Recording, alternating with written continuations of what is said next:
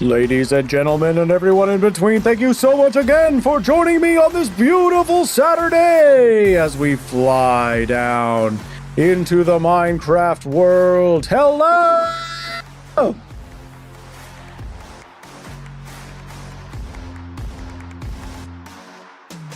Welcome back, welcome back, welcome back, welcome back.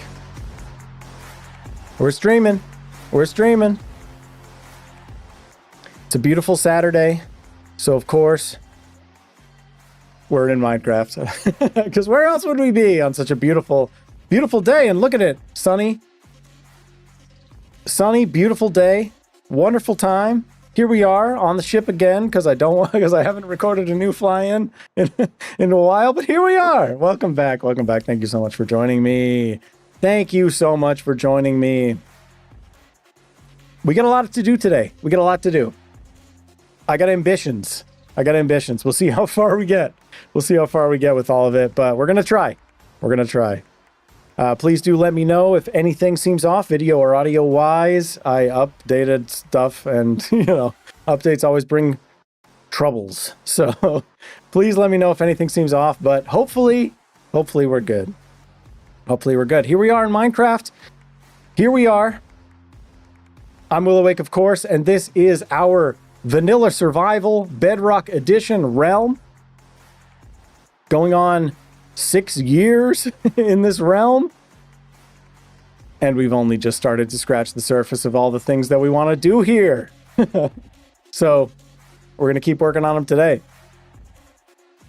And I'm hyped because that music, this music that I'm allowed to use in my videos always gets me hyped. So let's get right on into it. Thank you so much for joining me. Welcome back. Welcome back, everybody. Welcome back. We can switch the vibes over, I think, now to chill. Let's get into chill vibes time. All right. And let's get right into it because there's a lot that I want to do. There's a lot we got to do today. First and foremost, of course, if you haven't seen it yet, I think it was last stream. It's been a couple of weeks, I guess, since the last stream. But in our last stream, we played around a lot with copper golems, and I went ahead and jumped on the trend. I jumped on the trending topic, made a video about the copper golems. Check it out if you haven't seen it. I think the potential of these things is just truly insane. So I'm excited for them to enter the main game, but until then, there's a video for you to watch if you care. And of course, as always, if you want to know more about this world, the history of it, and what we're doing, where we're headed next, check out the space video as well, because the space video is my pride and joy.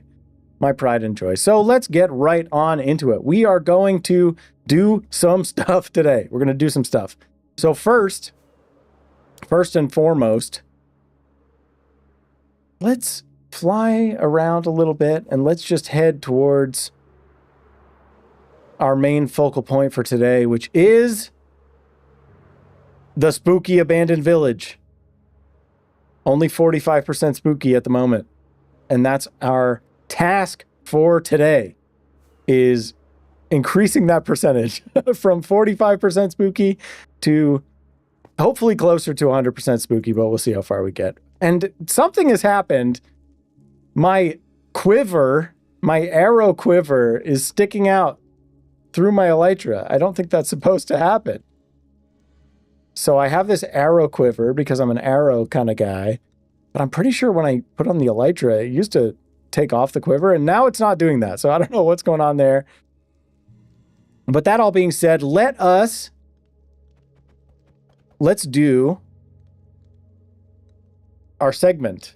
Our beautiful, wonderful segment that we do in all of these streams, except I forgot to do it last stream. But we're going to do it this time. We are going to achieve something. Oh, I fell. Didn't mean to do that, but that's fine. We're going to achieve something today. So let's look at what achievements we still need. I think it's just the one. That's right. Oh boy, smithing with style. How we doing on this? Apply these smithing templates at least once. Spire, snout, rib, ward, silence, vex, tide, and wayfinder. I don't know which one of these is the one I've already done. So we're just going to have to try all of them. So let's just try, let's see how many of these we actually have. Because maybe we have a bunch of them already. And if we don't, we may have to save some of those tasks for another day. But let's just fly on down in to the castle. And let's take a quick little nap while we're in here. Thank you so much for joining me on this beautiful Saturday. Or whatever day it may be for you when you're watching this. For me, it's a wonderful, beautiful Saturday. And by beautiful, I mean it's raining. It's raining in the fake world. But thankfully, in the real world here in Minecraft, it's a beautiful, lovely day, of course. And look at that, no SpongeBob in the distance. That's what we're talking about today. That's what we're doing today, because the SpongeBob is gone. The SpongeBob is gone, and we are going to finally, therefore, get cranking and get cracking on this village. But first, we got to achieve something.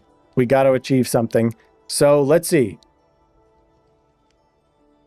All my emotes are unassigned again. That's so annoying. This game is so annoying sometimes, but that's fine. Just imagine I did the little giddy woo emote, because that's how I'm feeling. That's the level of giddiness and excitement that I'm feeling in this moment. So let us check it out. I think I have a smithing templates shulker box somewhere. Here it is. Look at this. Okay. So what do we need? For this achievement, we need spire, snout, rib, ward, silence, vex, tide, and wayfinder. Let's see if we have any of those. Coast is not one of those. Wild is not one of those. Sentry is not one. Snout, that's one, right? Snout. Vex, that's one. Razor, Dune, Wayfinder. I think that might have been one of them. Tide. No, I'm not even sure. I'm not even sure what the ones were. Let's take a look again. Let's take a look again. What do we need? Spire, snout, rib, ward, silence, vex, tide, wayfinder.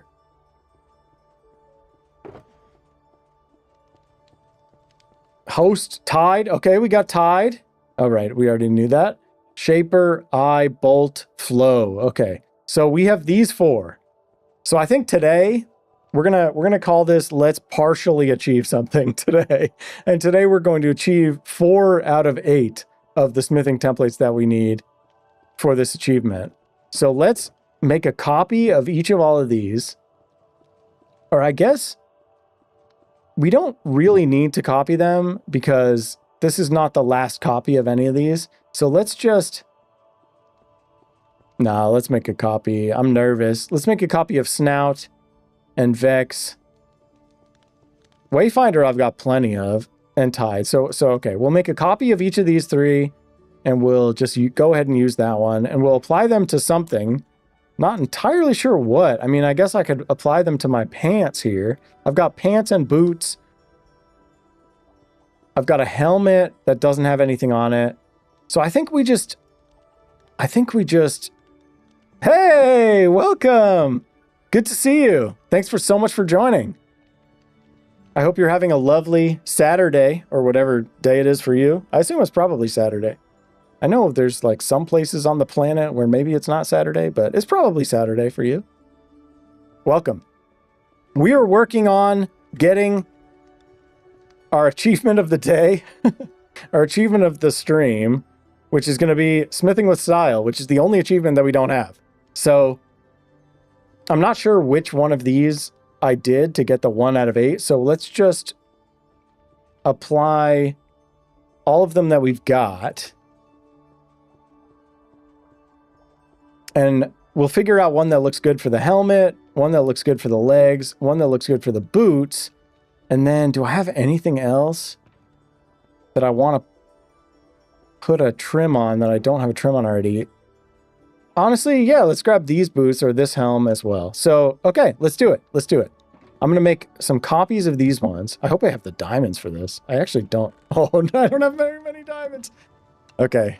That's fine, because I have a shulker box with some diamonds in it. I believe my precious minerals shulker box has some diamonds in it, but not very many. Oh, man. Do every armor type with every trim type with every trim material? There's no way. I simply don't have the diamonds for that. To have to make all of those smithing templates must take so many diamonds, and I don't want to mine for that many diamonds. That sounds crazy, though. It's really impressive that anybody did that. Okay. I'm going to need your help on deciding what material to trim my stuff with, so be thinking about that. All right, let's make a couple copies of these ones. I kind of forget how to do this. I think you need, like... Okay, so you need a bunch of diamonds and then like the specific material for the thing. So I think I have some blackstone. Let me grab... Is this blackstone? That's obsidian. Where's my blackstone? Where's my blackstone? That's deep slate. Aha, blackstone. All right, let's grab some blackstone and make a copy of this. All right, we made a copy of the snout. That's good. Let's make a copy of the Vex now. How do we do that? Cobblestone, okay. The materials that you need for these things are so random. All right, we made a copy of the Vex, great. Now let's make a copy of Tide. What do we need for that one? Prismarine. I think I have a bunch of Prismarine down here. My armor set on a server I play on a lot is full dune with resin bricks. And it looks really cool. Oh, interesting. Are you... Oh, resin. That's so interesting. Yeah, I forgot that they added the ability to trim with resin. Are you wearing netherite armor in that server? All right, Prismarine. Okay, let's make a copy of the Tide. Perfect. Beautiful, lovely. And then I guess we've got enough of these ones. We have a million of those, so that's fine. I'll dump these things back in here. I don't need the diamonds anymore. I'm so low on diamonds. This is no good. Yeah, full netherite. Cool. All right, so let's just... Because I want to get the achievement, I want to trim, like... At least my main helmet, my plate legs. I named them that because that's what they're called in RuneScape, but I guess they're not called that actually in Minecraft, right? Leggings. I feel like plate legs is a way cooler word than leggings. And then the boots. All right, so let's just see what we got and see what looks good. Resin is interesting. Yeah, I don't know. I don't know what would go well with my general vibe. So like, let's see. You know, sometimes I take my helmet off. I sometimes take the elytra off, I guess. My plate body, again, that's not what it's called. My my chest plate is trimmed like this with the Vex and gold, I guess. Which I'm honestly not sure I love it. But we can leave that as is for now. All right, let's just see. I don't do this very often, so I'm not 100% sure. So let's see. If we do the helmet... Okay, so you have to put something in there to even be able to see what it looks like, I guess. Yeah, I don't know. I don't know what color to do. Like diamond maybe could look cool. Or like gold. I mean, we could try the resin too. I think I have some somewhere. I actually don't... Yeah, I don't know where... I think I have some resin somewhere. But I'm not sure where. I might have to find it. I don't even know what all the different things you can trim with are. I know you can do like lapis and like bone. What's your theme? I don't know. I don't know. This is a moment for us to pick the theme. This is a big moment. Let's see. Let's grab some diamonds. to see what the diamond looks like. And then let's also grab some gold, because like I feel like the gold is kind of cool. All the minerals and resin bricks. Okay, cool. All right, let's see what options we have here. So if I do my helmet, oh, I guess the helmet should not be gold. I guess that's, yeah, part of the reason I'm thinking gold is because like I often will wear the gold helmet to go in the nether. And so like having gold trim on the netherite stuff might look kind of cool. So let's try that. Let me take my pants off. Let me take my pants off here and let's put gold in and let's see. Okay, so that's maybe not the most interesting. Let's try this one. Ooh, that's pretty cool. That one looks very cool.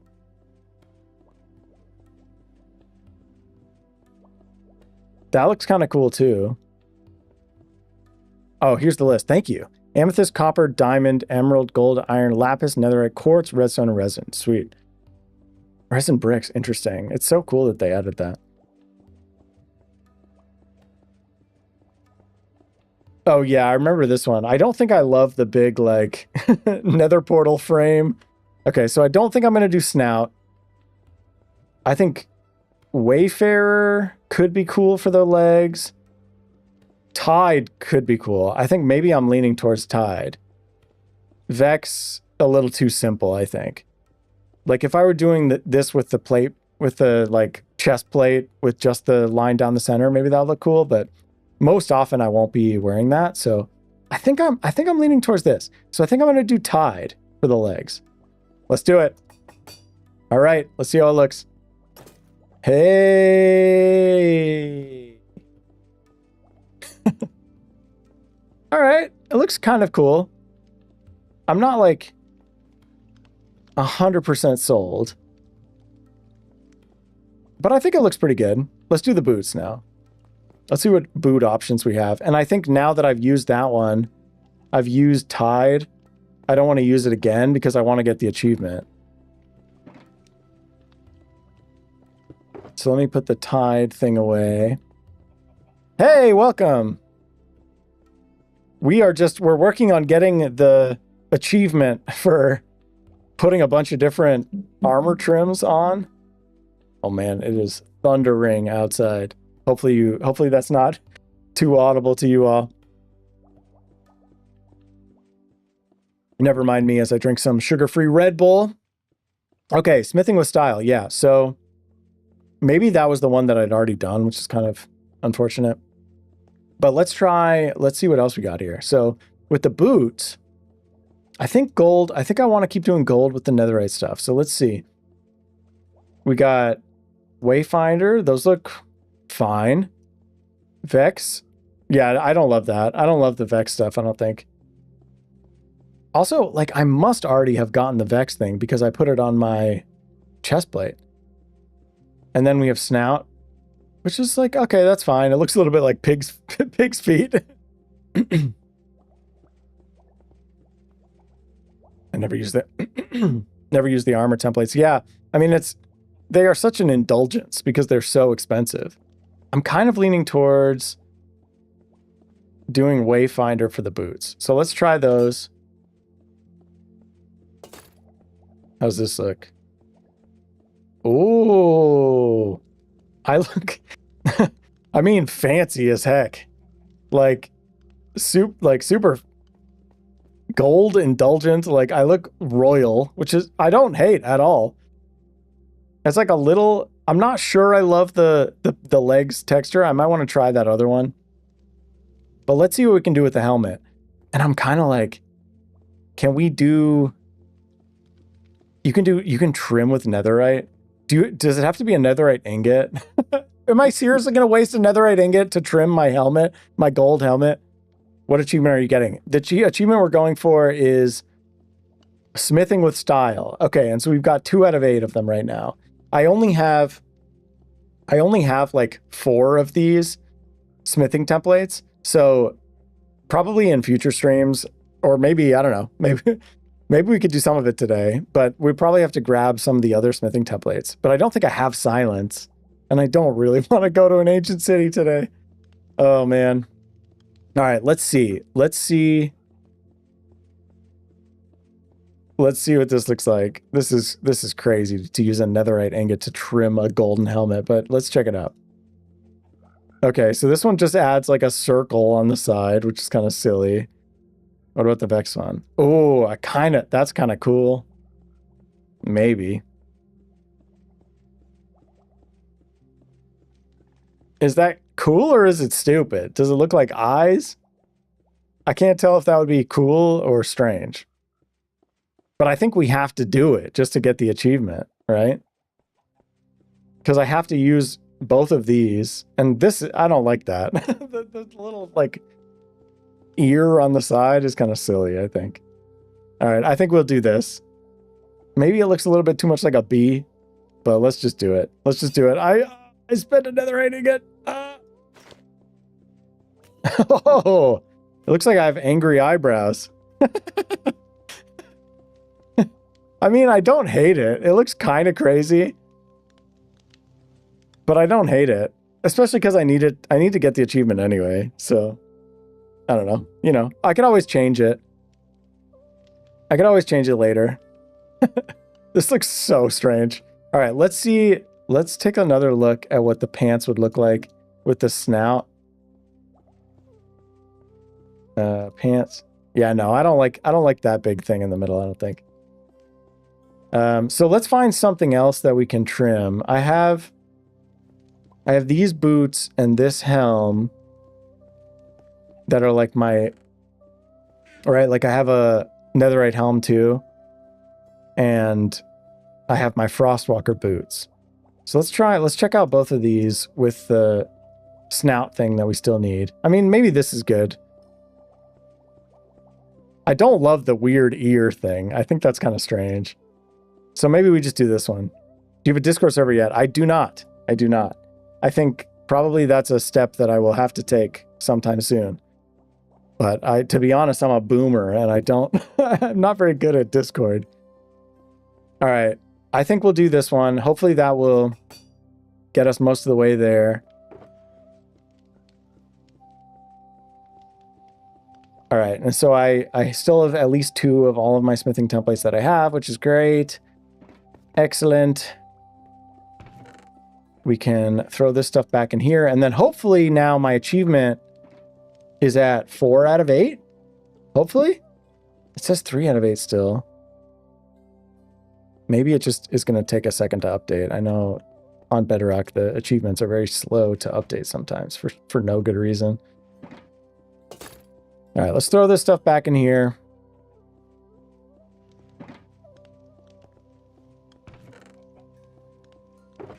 All right, well, here's what we're looking like. We do have the Illager eyebrows a little bit. Kind of ridiculous, but, you know, got to get that achievement somehow. And I could always change them if I change my mind later. I'm not sure I love that helmet, but that's okay. That's all right. All right, let's pop this stuff back away. I guess just the smithing templates goes in here, and then the rest of this goes in here. We've got tool belt and minerals. All right, hopefully maybe equip it to get... Oh, that's a good question. That's a great point. Let's see. Okay, it actually does show 4 out of 8 now. I think there's just a weird delay with achievements on Bedrock for some reason. So we still need... Oh, man. Rib? All right, I guess we need Spire, Rib, Ward, and Silence. How do we get those?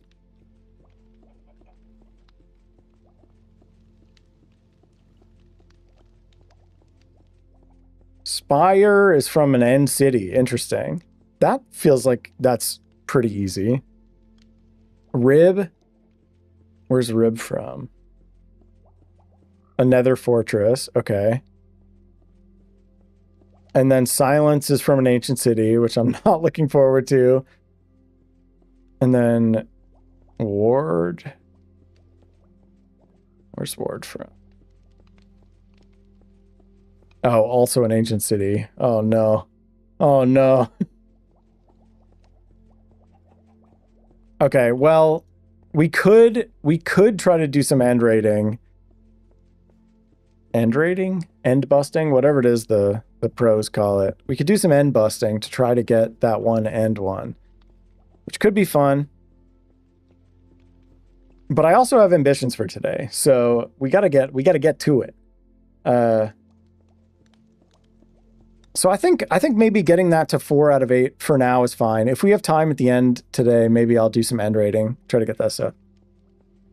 If you have Swift, Sneak, and Wool, it's not that bad. Yeah, I do have my sneaking pants here. I've got Swift Sneak too. The thing is, I'm scared of wardens. And I don't want to be scared. These eyebrows are kind of ridiculous. I think what we'll do is probably just like get those other smithing templates and then just like upgrade our gear to ones that look better, maybe. Though it is, the fact that I wasted a netherite ingot on those eyebrows is pretty wild. Yeah, but maybe we'll do some end rating. But before that, there's a couple things that I want to do. So I'm slowly working my way towards filling up all of my different shulker boxes. And let's take a look real quick. Actually, man, these stupid bubbles. I'm so sick of these not fancy bubbles. Oh, okay, yeah, this is also way too high. I knew I was feeling a little off.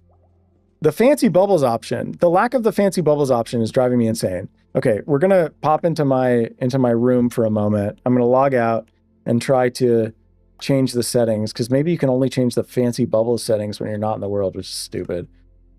Oh, fancy bubbles can lower performance. Great, wonderful.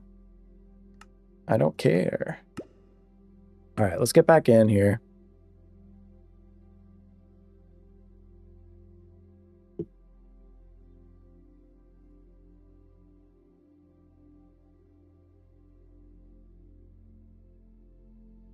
I don't know why that setting keeps turning itself off, but it's really annoying. I hate those like 2D bubbles. I want good bubbles. Okay, there we go. Good bubbles. Give a second for the world to load.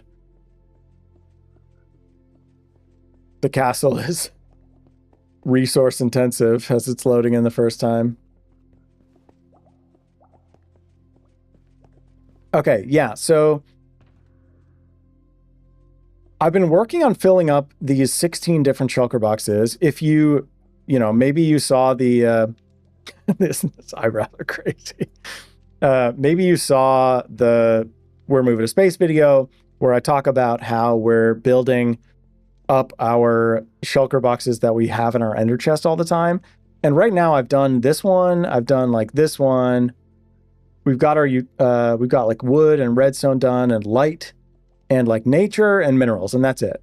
So I still need to do like my dark stone stuff. I still need to do the utility box, the orange stuffed box, which is where I would keep my resin, and then like a bunch of other ones.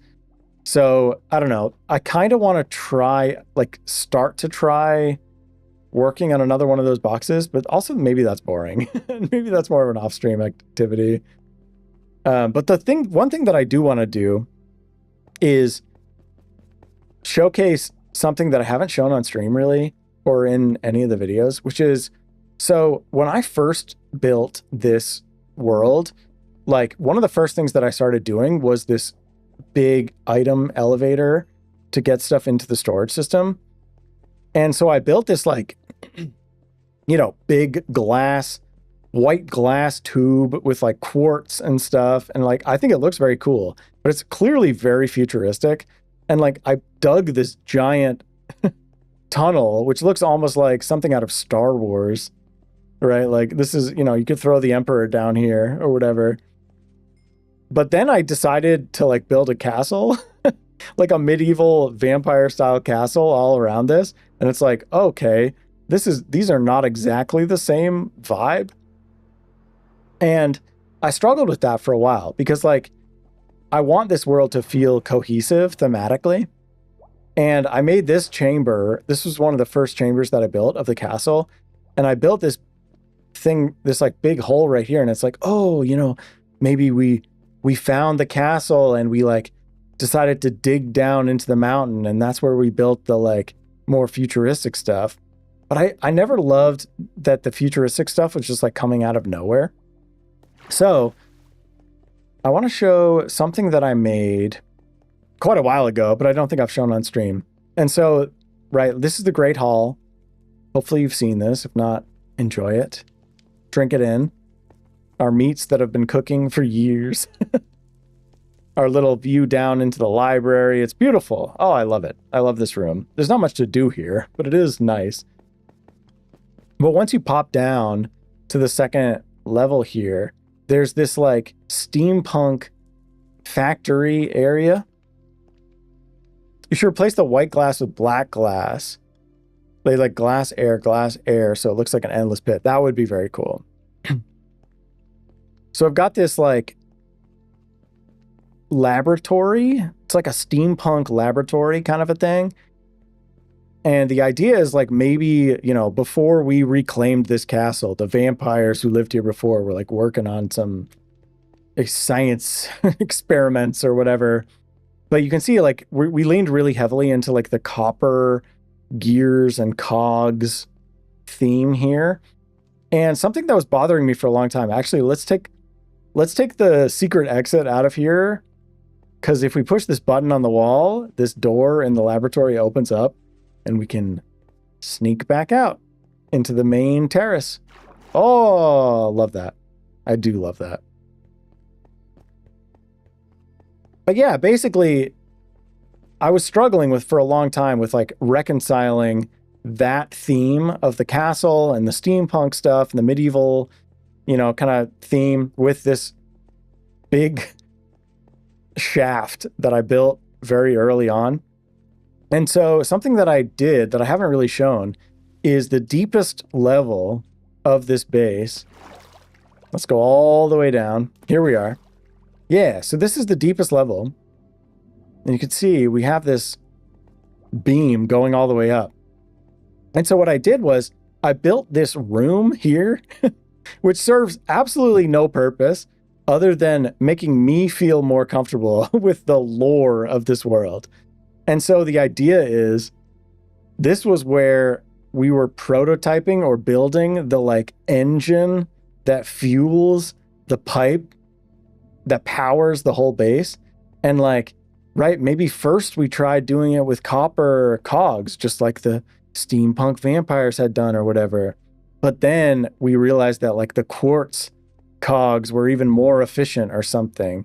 And so we built this all out of quartz. And like you can see, we have like earlier prototypes, maybe like a super rusted one and like a maybe slightly more recent one. But like this is the most modern version of the thing here.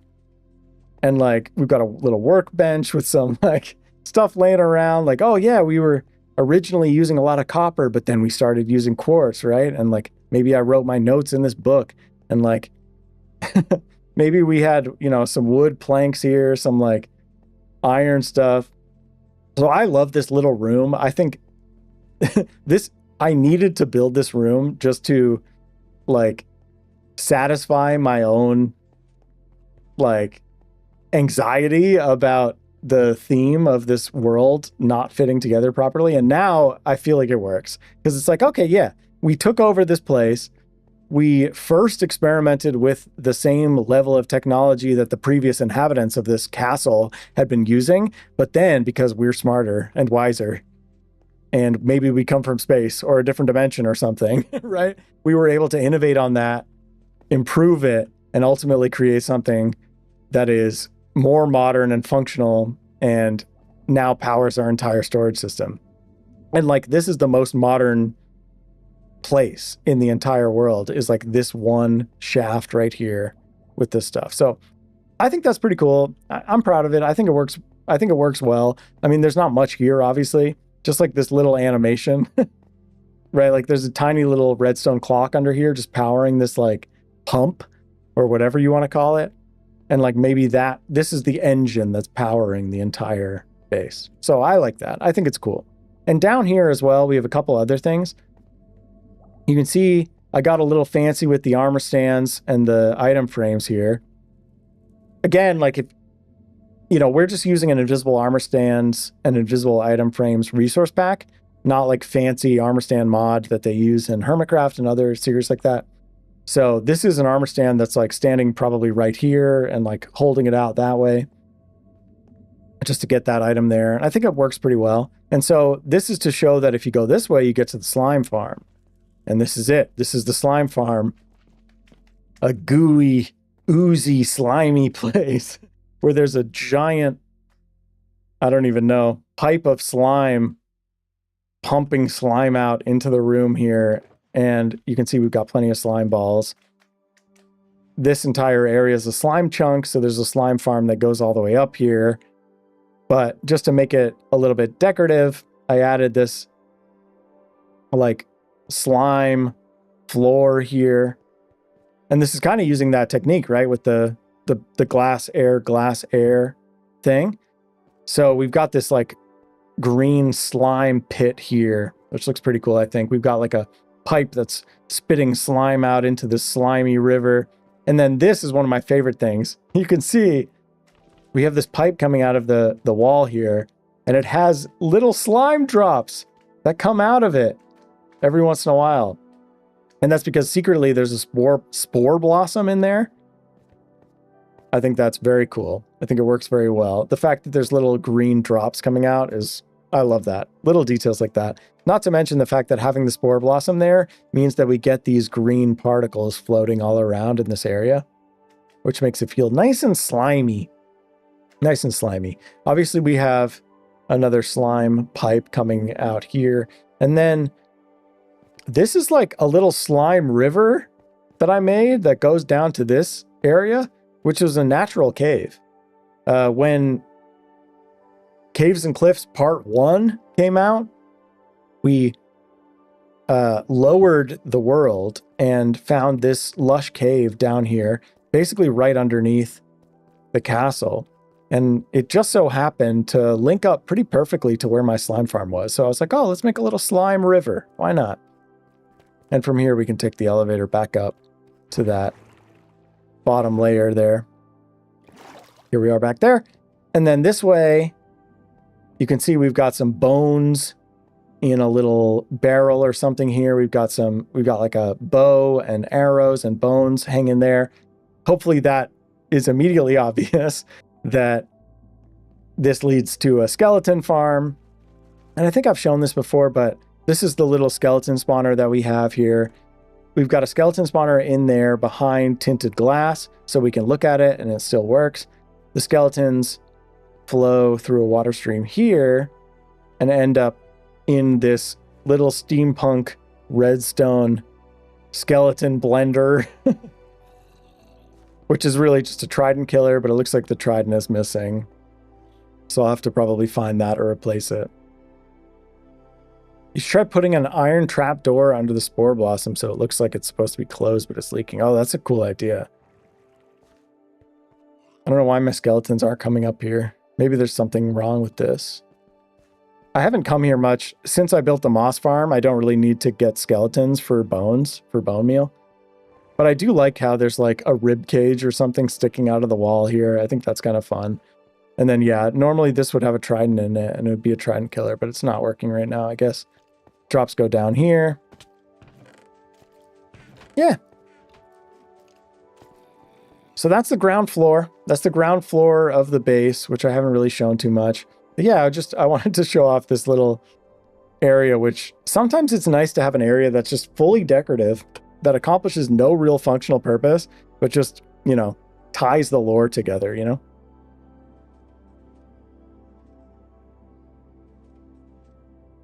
Don't mind me as I stay hydrated. Hey, welcome. What are you up to right now? So right now, I was just showing off a little bit of stuff around the base, but what we're going to get into very soon is working on our village, our spooky village. And let me show that off. Oh, I guess I'll sleep real quick.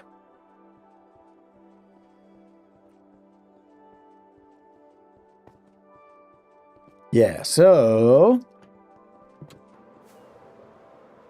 this is the spooky village. which is not spooky enough at the moment. So that's kind of what we're going to be trying to solve today. So basically, when you're walking from spawn, which is over there, when you're coming from spawn towards the castle main base, you walk along here and you arrive at this spooky village, and it's much better at nighttime, frankly. But basically, this is the first area that you get to. Holy crap, you're a good builder. Thank you. I appreciate that. The first area that you get to is this village where you can see I've kind of done half of it, but this half I have not done at all. And for a long time, I had there was like a giant SpongeBob in the distance that I had built as kind of a joke. And it was kind of ruining the entire vibe and making me not feel motivated to finish this village. But the SpongeBob, I finally took it down. I'm going to move it somewhere else, maybe. And so it's time to try and finish this. So what I want to do is just some basic kind of stuff around this village. And that's my main goal for today. So let's see if we can accomplish that. I'm going to grab a bunch of dirt. Saw that in previous videos. Thank you. Massive castle was so unexpected. Yeah. Yeah, it's a big castle. All right, I'm going to grab a bunch of dirt. I think that'll be okay for now. I'm going to grab a shovel. I'm going to grab my shovel out of, or my spoon out of my ender chest there so I can make some paths. And I'm going to try to tackle this one step at a time. And the first thing that I need to do before I start working on this village is I'm going to take you all behind the curtain a little bit. You should rebuild the SpongeBob somewhere else. Yeah, I think that's going to happen. That's going to happen. I'm going to take you all behind the curtain a little bit because I'm going to turn this village transformation into a video. And I want to try something new today, which is using the Happy Ghast as a way to take a time lapse? Question mark. So here I am riding the Happy Ghast up into the sky above the village. And then you have to, you know, in Bedrock Edition, you have to accept some limitations. And so what I'm going to do here is bring this Happy Ghast up into the sky and then log in with the camera account and get the camera account up here standing on the Happy Ghast so that hopefully we can get a good vantage point of this village from above. And then we'll dive in together and start actually transforming it. So let's see how this works. If I get the gas nice and high up here. All right, maybe this is good, right? Like this is a pretty good angle, I think. So when you're standing on a Happy Ghast, it doesn't move, which is great. So hopefully, as long as I stay up here in the main account, the camera account should be able to get up here. So let's try it. Let's try it. We're going to be doing some testing live here. My crazy technology. Let's see how this goes. Let's see. If I switch, hopefully this works. Okay, we're still there. We can now log in with the camera account, hopefully. Okay, and now if I switch over,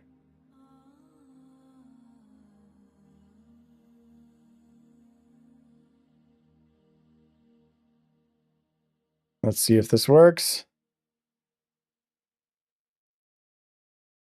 All right, now we're in the camera account.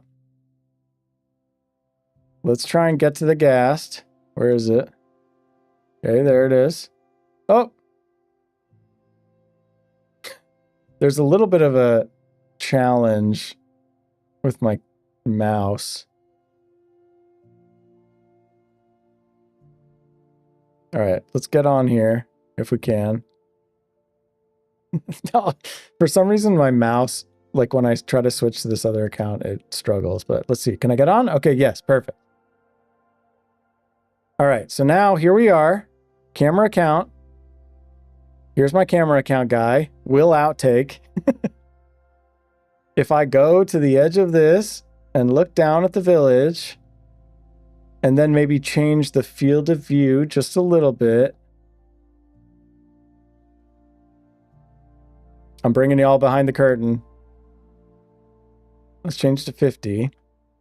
Okay, I think that's pretty good. I think this should be a pretty good time-lapse angle. Got to get rid of that thing. All right, there. So that'll be our time-lapse. Thank you for bearing with me during this. All right, let's see if I can switch back here. Oh. There's this annoying thing. I'm sorry, technical difficulties. There's this annoying thing just with the way that I'm doing this, which causes the camera account to like change angles when I try to switch back. Let's see if I can avoid that. Okay, there we go. Perfect. That looks pretty good.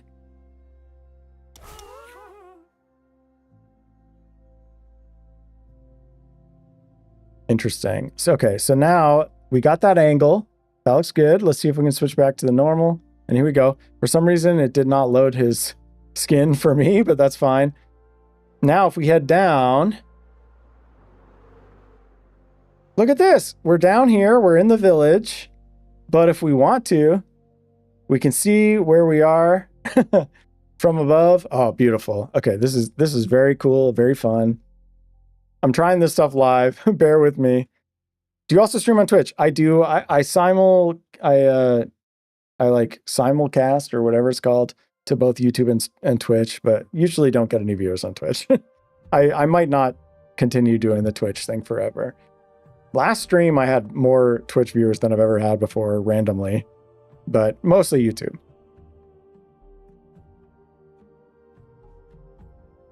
All right, so we're going to try and tackle this one step at a time. I'm going to get a bed out because I want to be able to sleep and make sure that we stay in daylight here. But basically, there's a few things I want to do. First thing, I want to take down... Right, let's look at the time-lapse cam. Let's look at our our aerial view here. I want to take down the trees that are around the village that are not dark oak, because I want to replace all the trees with dark oak, because that's kind of the theme of the village. It's like these dark oak trees. And then I want to fix up the paths, fix up the terrain, fix up the paths, and then I'll probably plant the new trees. And if we can accomplish that today, I'll be very happy. So let's see what we can do. The first thing also that I'll mention, there's this other village right here, which is also kind of like messed up. Like you can see this house is cut in half. There's this other little village right here, and I'm not going to mess with this too much today, but what I did do is just trap the villagers in here to keep them safe, because I don't want to lose them just in case we ever want to use them for something. So I've got a few villagers in this little village here, and I'm not going to mess with that too much today. Right, that little village there. But what I want to do is finally start to tidy up this village here. And the first step is going to be taking down the trees that I don't want. So basically, these ones are like custom dark oak trees that I built by basically just growing normal dark oak trees and then making them look a little bit more pointy and witchy. So I'm going to take down the trees that aren't that are in the immediate vicinity, and then hopefully we'll plant some new trees. So that's where I'm going to start, and hopefully this makes an entertaining time lapse eventually for the video. I don't know, we'll see. But let's take down some trees. I know, very exciting. We're going to take down a bunch of trees.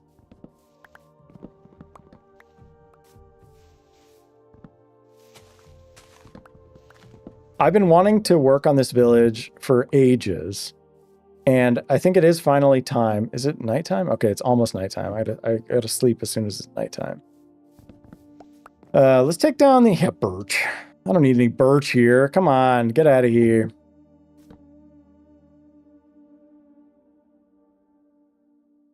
All right, we're sleeping. Here's our time-lapse cam. So we can get a sense of what we're looking at. Cool. All right, back to reality. All right, I want to take down this big tree here. I want to take down this little birch tree. We're cleaning up. We're doing some chores today. I know that, you know, chores are maybe not the most fun thing, but that's sometimes it's the little details that really make or break a world. And the trees around the village are an important part, I think. Because consistency goes a long way. And I hate making trees. I'm not like a custom tree builder at all. I'm like so envious of people who can actually do that really well. But I think like, you know, I also like to keep things looking relatively close to vanilla. So my goal is just like make normal dark oak trees and then modify them a little bit just to fit slightly better into this world. I'm so unused to watching live streams. I have expected the time lapse to start. I don't know. I wish, honestly, I wish that I didn't have to actually do the work, right? And I could just suddenly have the time lapse done. I know, that'd be great. Well, thank you. I appreciate that you're joining this live stream. You know, I hope it's not too boring. All right. Man, these oak trees that have the crazy branches are so annoying. All right, is that everything? Is that all the wood from there? All right, let's take this one down too. We can leave some of these, I think, but like I want to get the ones that are closest to the village buildings out of the way at least. Did I miss any wood here? Sometimes it's hard to tell. I don't think so. Okay, cool. All right, let's take this down.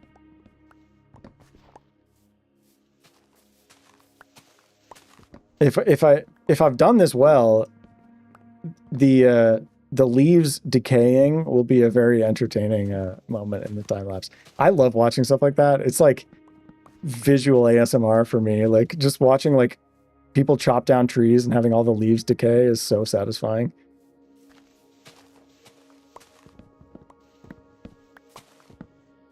All right, how we doing? How we doing? Oh, I guess I can check the time lapse. Okay, cool. Can't really see anything. Great. Let's take down this big tree here.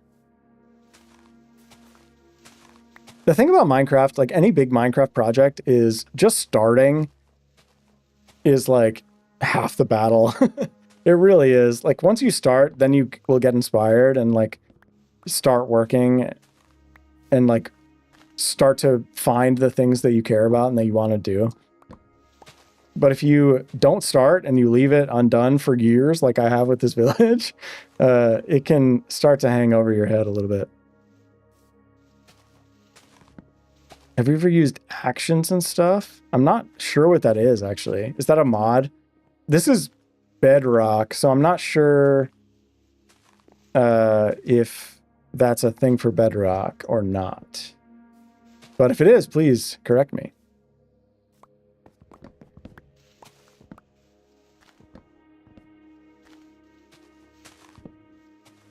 All right, we're taking down the tree. We're taking down the tree.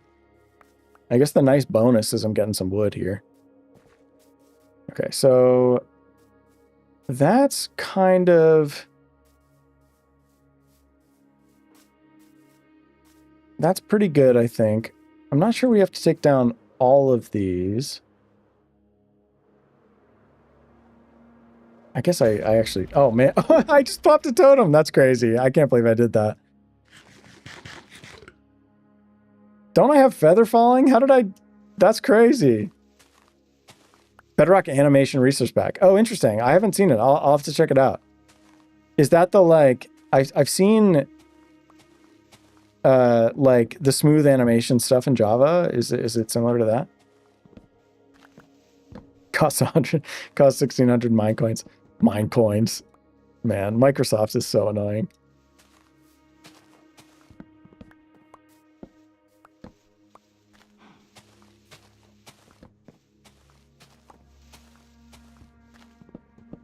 It's worth it. Okay. Yeah, I'll check it out. I haven't seen it. What does it do? Is it's just, yeah, it just improves the animations of stuff? Golden carrots instead of cod. He's really learned. Oh man. You clocked me. You clocked me. It's true. I I was shamed. I was shamed into switching from cod to golden carrots. Honestly, they're way better. I have to eat way less. I should have done it. I should have done it way sooner. I'm just a fool. What can I say? Better than fresh animations. Okay, cool. Yeah, I'll check it out.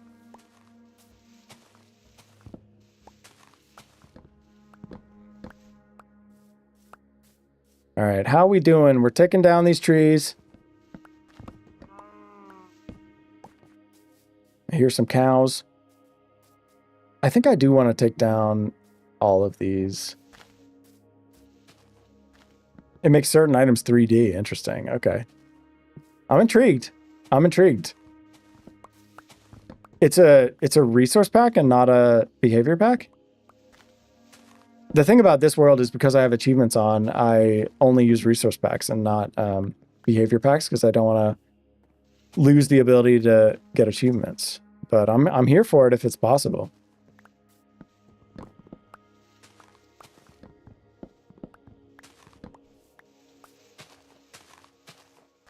Has these cool enhancement outline thing? Interesting.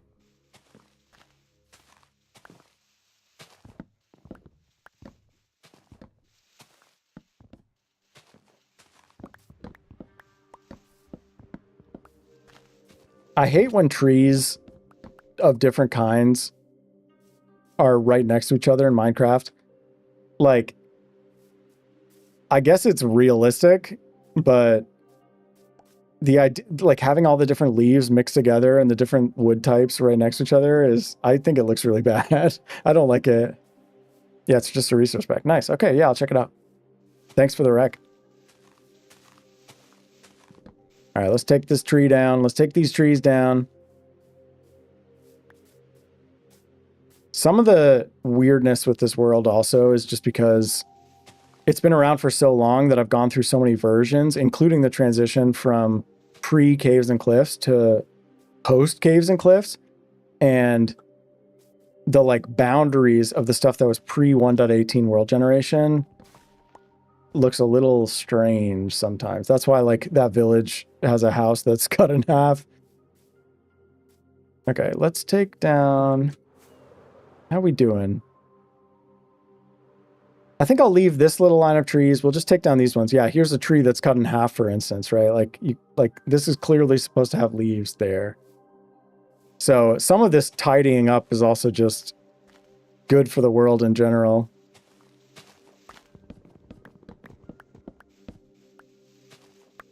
It's the main reason you don't play Java anymore. Wow.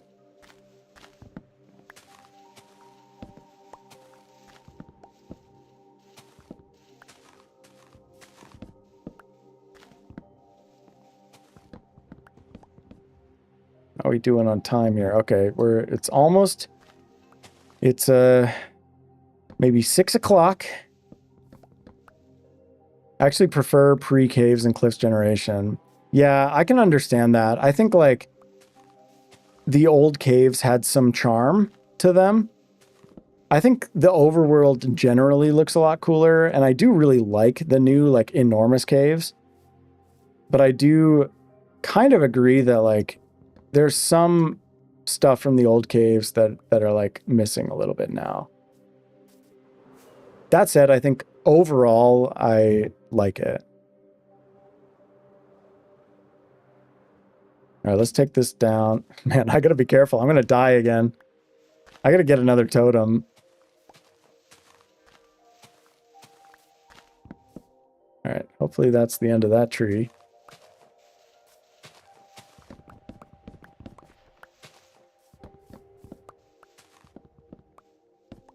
This is such a lumberjack moment. All right, let me get a new totem just so that I don't accidentally die and embarrass myself. I have so many totems, there's no reason not to have one.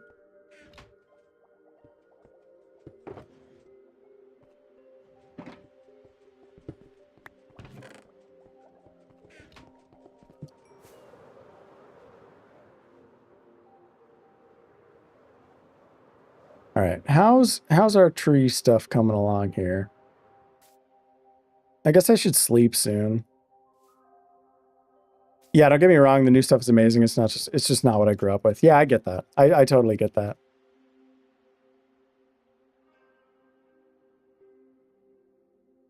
I guess I'm trying to go to bed a little early here.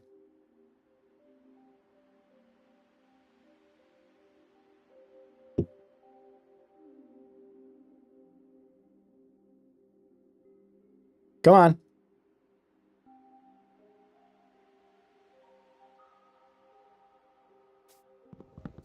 All right, how are we doing?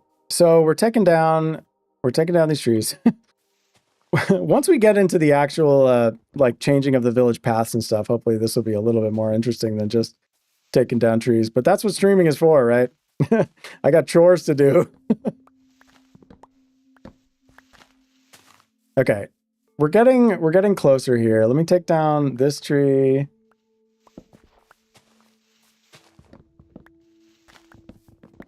Take down this one. Here's another one as well. I'm happy to be finally working on this village. Also, like, if you have ideas for little features or areas of interest to put in like a spooky, abandoned village, please let me know. The general lore behind the village is like, I don't know if you've ever watched Castlevania, the Netflix show, animated show on Netflix. It's really good. I recommend it if you haven't seen it. But basically, that was a big inspiration for this entire world. And the kind of lore is that maybe one time, at one point, this was like a thriving village. But then, the villagers did a crazy sacrifice or something which upset the vampires, and then the vampires unleashed a cataclysm upon the village, and ever since then the village has been completely abandoned. So any ideas you have for a village that are like unsettling and like a little bit spooky maybe, but not like directly horror necessarily, more just like empty, and that's what makes it eerie. I'm really surprised you don't have 1,000 subs yet. You're straight up one of my favorite YouTubers. Thank you so much for saying that. That's actually so nice. I'm glad that you've been enjoying the stuff. I really am. I hope that I continue to entertain. I have some ideas for videos in the pipeline, and I'm trying to figure out how to do it, how to make it work. And it's hearing things like that from fans like you that really makes it all worth it. So I appreciate that a lot. And we're getting close, we're at what, 880 something. So hopefully we'll get to 1,000 pretty soon. All right, how are we doing on these trees? There's so many more trees than I thought. I think I want to just take down all these trees, even the ones in the middle. I'll just plant my own trees exactly where I want them. I'm always conflicted a little bit when building stuff in Minecraft, like how much of the original generation do I want to keep versus how much do I want to make entirely custom stuff. And oh no, I'm digging into a roof. That's fine. That's a roof that I'm going to want to take down anyway because it's oak still. But yeah, like I kind of want to leave some general shapes and things from the world as it was when it first generated, but I also want to make it like work stylistically and thematically. So I think taking down the oak trees and then replanting my own like dark oak ones where I want them is probably the move. 885. Wow. I love small content creators like you. They're so genuine. Don't try to fake content just for views. Hey, I mean, I'm just doing this because I like it. I think that's probably the essence of what you're saying. Like, I just love Minecraft and I love this world, and I thought that maybe some people out there in the world would also enjoy it like I do, and that's kind of what motivates me. You could build a broken iron golem, like 4 scattered iron blocks and a pumpkin somewhere. That's an interesting idea. Like leaning into the Minecraft village concept and having it be like, yeah, like this was a Minecraft village that was, you know, abandoned hastily or something. I like that. I like that. That's cool.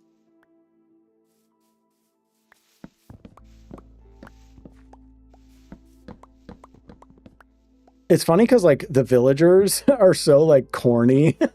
Like Minecraft villagers are so weird with their noses and their like weird sounds and stuff. Like I definitely don't want to have a bunch of Minecraft villagers in here because they kind of just ruin the vibe themselves. But I think that idea, like having stuff that evokes like, oh, there used to be a village here, but now it's, you know, abandoned or something. Like that's a cool idea. Kind of like how can't you find like ruined villages or something actually just in normal world generation, like with a bunch of cobwebs and stuff? Probably cobwebs, you know, like a bunch of cobwebs in random places could be a good idea. Make it look like dusty, literally just dusty. All right, let's just take down this last little cluster of trees here. Then we can move on from the tree chopping. I'm sick of chopping trees now too. The other idea I had was like a swing or something, like a child's swing hanging off of a tree, like kind of broken. And it's like, oh yeah, like this was, you know, there were like children here in this village before everything went to hell. Yeah, abandoned villages, yeah. I do think I want like the main central focal point probably to still be that like sacrificial pyre thing, which is pretty creepy. So, you know, I probably won't have too much else in here that's like drawing that much attention, but just like little details that are like a little unsettling could be fun. Okay, are we there? Have we done it? Have we taken down all the trees we want to take down? Maybe this one. Okay, no, that's gone. Let's take down this one as well, I guess. And then let's get into the paths. All right, cool. So this will clear our canvas a little bit, which should be good. We've still got our time-lapse recording, hopefully. Yep, there it is. Cool, very cool. Are these trees all fully... Sometimes I guess like sometimes leaves, if they're like touching something, they won't decay. I don't fully understand the leaf decay rules. So maybe I'll just break some of these manually. And hopefully the rest will decay on their own. Oh yeah, I guess like if they're touching a wood, like an actual trunk, they might not ever decay. Not really sure. All right, hopefully these are all floating and we'll all kind of just get going now. Cool. Yeah, so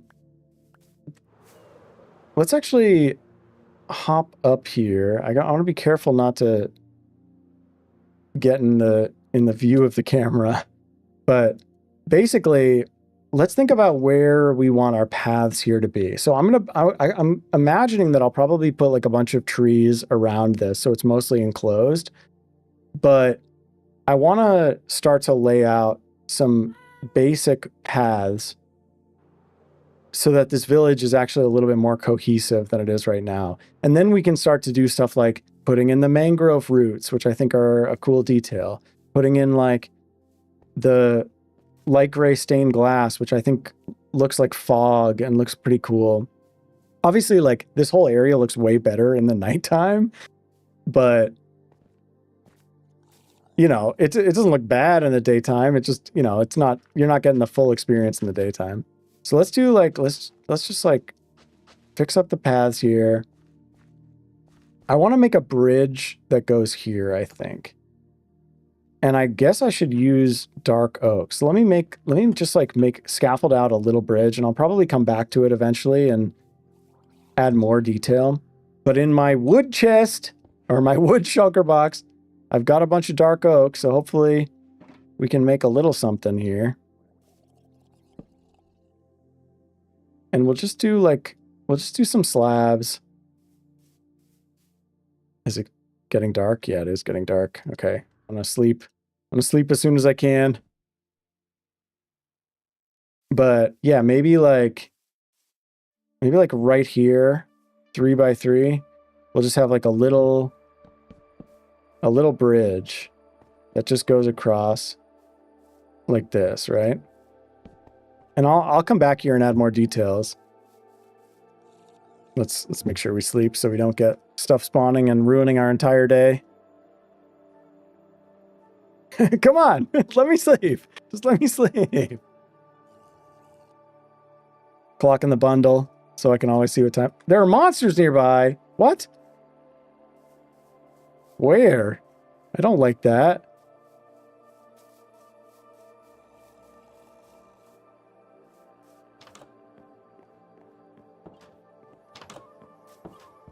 All right, well, I'm going to go somewhere where there aren't monsters nearby.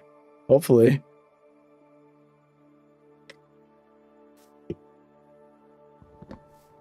I do have, I guess a thing I should show.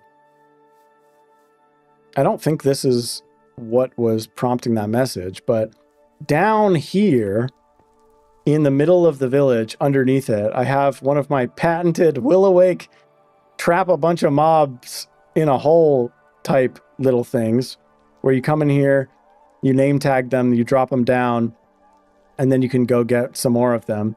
The button retracts the thing so that they fall down there. And in Bedrock Edition, you like name tagged mobs do count towards the mob cap. So this is my way of keeping this village like mostly mob proof.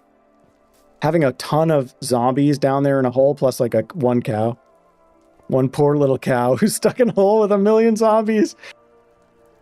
But yeah, this little contraption mostly keeps this place spawn safe. That said, it only works when you're like right in the center of the village. And once you get in the like periphery, it starts to break down a little bit.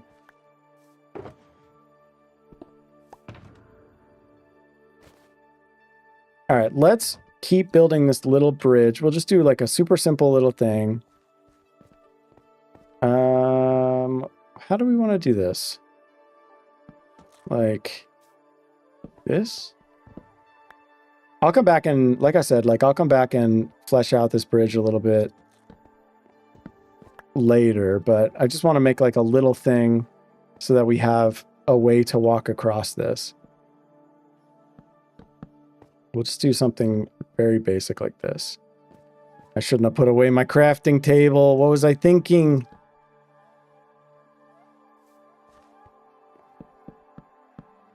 All right, so we'll just do that for now.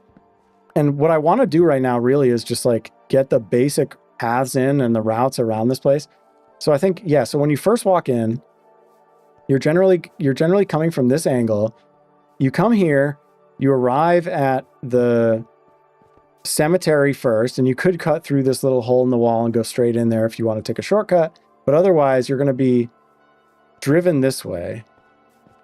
And I'm already like not loving that bridge. I think it's drawing focus a little bit too much. I might want to do it at more of an angle. Like more like this, maybe. Let's try it. And also, yeah, I don't know, maybe it's like one block or like half a block too high. Not totally sure. But I like the idea of having like a foggy river thing that like you can cross over if you want. But you know, most of the time when you come in this way, you'll just keep heading this way. Yeah, I want to put more like you can see I have like the mangrove roots with like fog around them. That's kind of the motif or whatever that I've been using to like keep me as the only one who walks around this world ever, keep me like on the right path, right? So like maybe I'll put some of that stuff in. Like put some of that there so that you stay this way. And like, so then you could go here and check out this stuff, or you could head this way and head into the main kind of castle area. But I do like the idea of like, you could explore the village if you want to. And so, yeah, maybe having a bridge that goes more diagonally and is like a little more subtle. Like right here. We'll just try it, see what it looks like. And if I hate it, I can change it later. That's the game. That's Minecraft. All right, let's do this.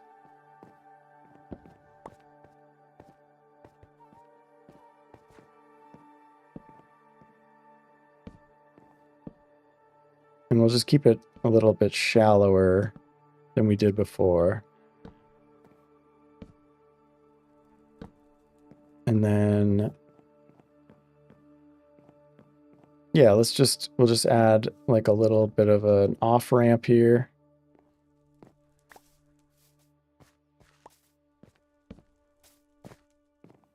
I think this looks okay. Something like that. I mean, obviously we'll add some like texture and stuff. So yeah, when you come in, okay, I like that better. It's less obvious, especially with the fog here kind of covering it. I might even bring the fog up further so that it kind of obscures that little bridge even more. Because I do want, when you're standing here, I want the focal point to be, oh my gosh, what is that horrifying thing at the center of town? That said, like, there's a lot of opportunity for taller stuff over here. Like, I think this building, whichever building this is, yeah, this one, like, this one might need to be way taller. And like, I don't know, like, I'll just signify that by like putting like a little tower there. I've been thinking a lot more about sight lines lately, where like I want to make sure that from the most important angles, things look cool. And yeah, like that building going up that high, or even higher, honestly, could look cool from there. I think I do want to take it up like 2 blocks more. And I don't know what that's going to be. Again, like, give me your ideas. What's a good idea for like a tall building? You know, it could be like a library. It could be like a bell tower or something. I kind of like the idea of a bell tower. And so, yeah, when you come in here, it's like, okay, yeah, you can see through these trees. You got the buildings sloping over, clearly drawing you this way. But then like maybe there's a big tower in the distance right there or something. We'll have more trees, obviously.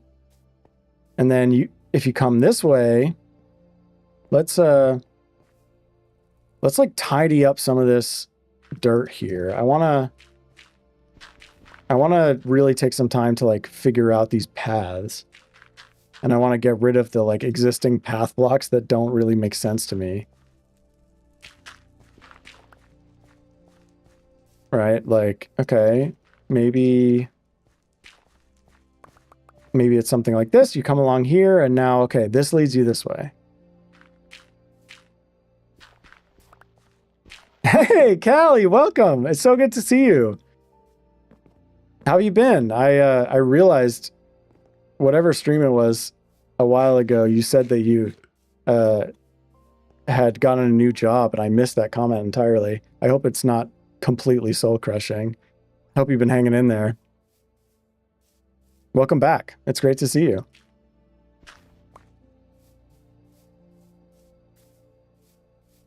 Yeah, I think this is kind of cool. Let's put a dirt there. We'll do like a path thing like this. Get it going. Obviously, I'll add more details and stuff, as always. I'll detail this path too. I'm just kind of trying to prototype it out a little bit as I'm going. So we go across here. Okay, so you go across here, and then like, I don't know what to do with this. This village is so weird. It's like, it had this giant rift in the middle of it, and I kind of like the rift. Like, I kind of want to keep the rift. Like, maybe even extend it a little bit.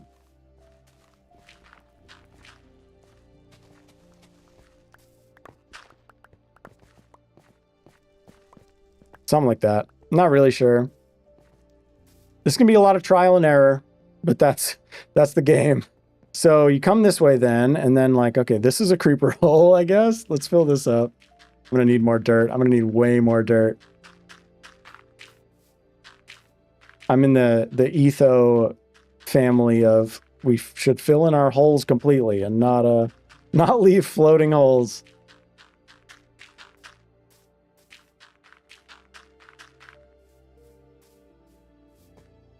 All right. This is interesting. The fact that this building, I mean, these buildings are so weird. I could just move this one up a level. Because right now it's like starting a level down. Which I'm not sure if I love, but I also kind of like the idea of having like... Man, this is such a weird village. Figuring out how to do these paths is going to be so difficult. Also, it's almost time to sleep. Let's take a look at the aerial cam. See how it's looking. All right, it's coming together. We've got a little bridge there now. That's nice. We've still got a lot to figure out, clearly. But we're getting there. We're getting there. Do you ever play any other games? I actually recently went back and rewatched some of my older videos from when I was playing Golden Sun and Baldur's Gate, and it made me really want to get back into playing those games. So probably more Golden Sun and Baldur's Gate coming soon. Not the most algorithm friendly games, I guess, but sometimes you just got to play what you want to play, right? So yeah, I'll continue the Golden Sun playthrough very soon, probably. Even though nobody cares. I'm having fun. I want to keep playing it. Just because it's a game that means a lot to me. All right, so you come across here, and then like, all right, yeah. Does it go down a level? I think it does, because I think maybe we have another branching path going down here. And maybe we put like a big tree up here or something. Yeah, let's do this. Let's make like a little bit of a pathway here. Because this leads down to a path that kind of already existed. And then we can shave this back a little bit. I need to dump my inventory. All right, hold please. Have you ever played Sea of Thieves? I have not. I've actually not heard of it. But I'm also very out of touch, so... If it's good, if you think I'd like it, I'll check it out.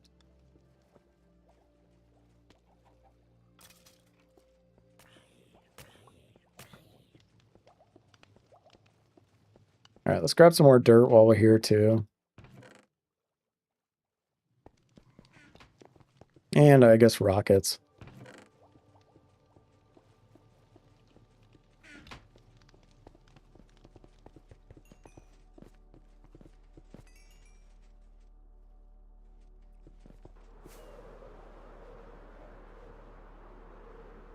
All right, continuing here. I feel like maybe the bridge should be slightly different than 45 degrees. Like maybe more like this. It doesn't have to be perfect, I guess. But I feel like, yeah, a little bit more weird of a shape could be good. I don't know. I'm not sure. I'll have to keep monkeying around with this, clearly. It's a cool pirate game. Okay, I like pirates. I remember I had a pirate birthday party when I was a kid. That was like my favorite birthday party ever. we all dressed up in pirate outfits. I don't know why. I don't know why I'm sharing that, but it was great. We did like, I think we did like pin the earring on the pirate or something.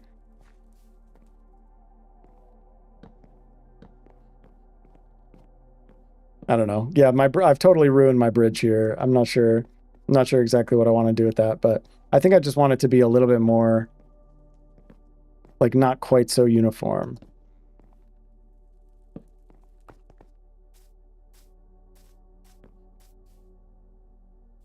Yeah, I don't know. Something like that.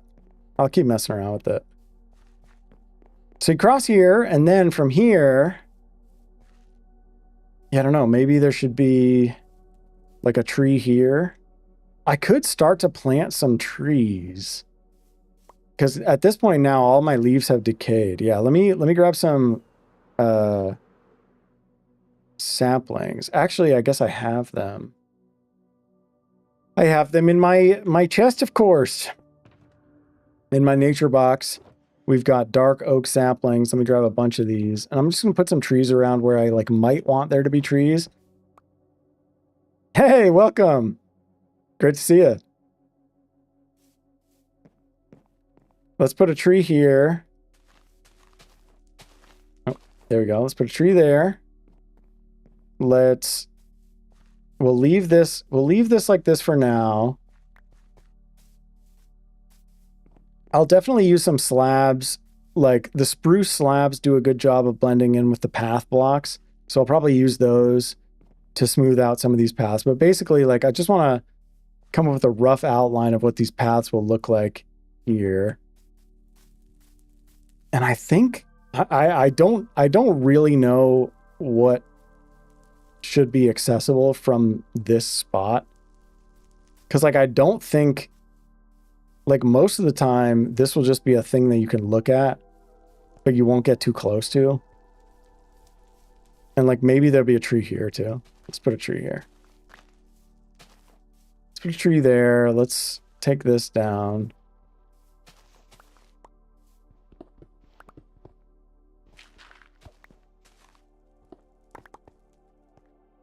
All right, let's do something like that. Okay. We're getting somewhere, and now this connects up to that path, which is kind of cool. We could also like replace this stone with dirt just to make it more path-like. I'll go through and I'll, you know, these little bits of stone peeking through, that kind of stuff drives me crazy. So I'll definitely adjust all of that, but we're doing rough outlines here. Right? Path coming this way. Let's do something like this. Let's extend that out a bit. And like, okay, path continues up here. Around here. We got the path going down there as well. We'll have to redo all of these houses in the style of the like spooky village houses. But that's just like such a tedious manual process. I'll probably do that mostly off stream. I really don't know what to do with this big rift area. Like just filling it with more stained glass to make it look like fog is maybe the move, but I don't know. If maybe I want some real water in there too. I'm not really sure.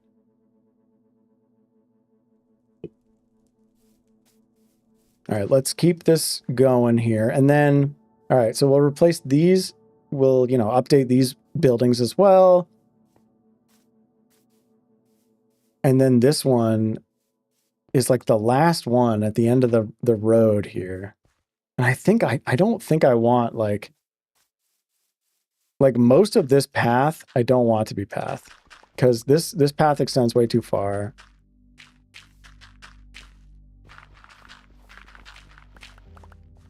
So let me unpathify a bunch of this here. This is not the most effective way to do it, maybe, but that's kind of fun. All right, let's... Because I think... Yeah, I mean, let's take another look at our aerial cam. Yeah, so I don't think we need the paths to extend out too far. I think they can just kind of start to wrap back around. And maybe like these two houses here can have like front door and back door entrances. Like, should the path go back this way? I really don't know. Man, this village is so weird. The shape of it is so crazy. I know I put finishing the village in the title of the stream, but the reality is I don't know how far we're going to get. But let's continue to unpathify some of this, because we don't want all these paths. These paths go way too far out. I want us to, like, we should put some trees out here. I want to block off the back part of this village so that it's not like, I want it to be enclosed, you know? And like, what is this? What is this crazy shape here? I like the idea of you come across here, you can either go down this way, right? You could go down this way. And I think probably not also this way. I think let's unpathify some of this. Unpathify is my word of the day. Definitely a real word. Let's unpathify all of this.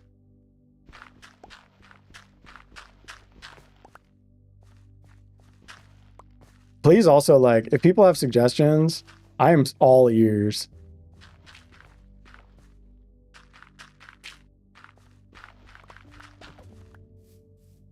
I think, like,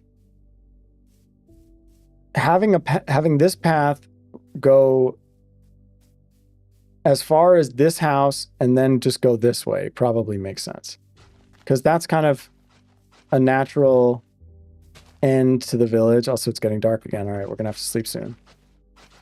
All right, you come out here, you come this way, and then like that's as far as the path goes, maybe.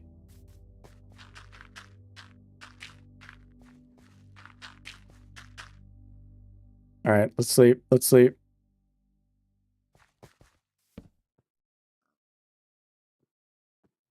Is it bedtime yet? Good. Good.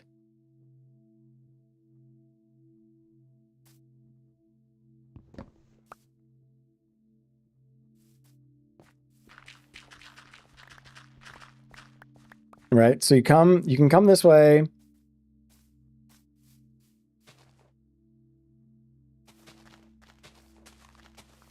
We'll keep this at this level, I guess. So, right, you come this way. You can come as far as this building, and then, like, let's put some trees. Right, tree there, maybe. You set a house on fire with netherrack or soul sand, and put a villager upside down on a chain using, like, dinnerbone name tag. Make it look like a sacrificial ritual. That's an interesting idea.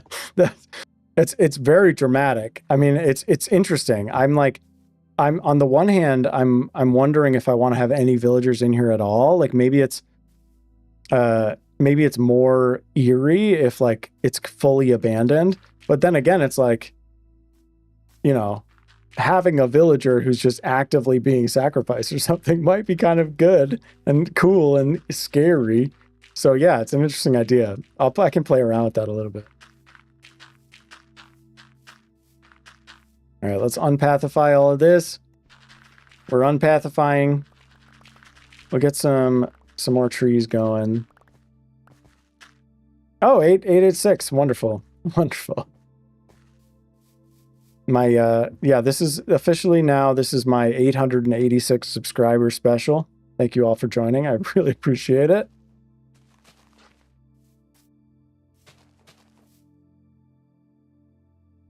Yeah, so I think it makes sense probably to have a path that wraps around this way. Build a guillotine. That's an interesting idea.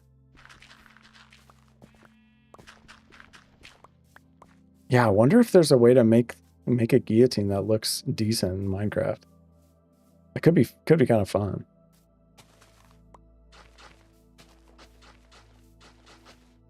All right, so we'll do this. I guess I'll stop the path a little bit earlier here. All right, something like this. And then let's like get a bunch of trees. We'll do tree here as well. We'll do like a bunch of trees around here. Oh, some of them are growing already. That's fun. Yeah, maybe something could go here. I mean, we'll just put a tree for now. So like you could go up into there if you want, or you could head this way. And then I don't know what to do with this area. I feel like this should not be path either. Because it just doesn't really make sense. Like it's such a crazy shape.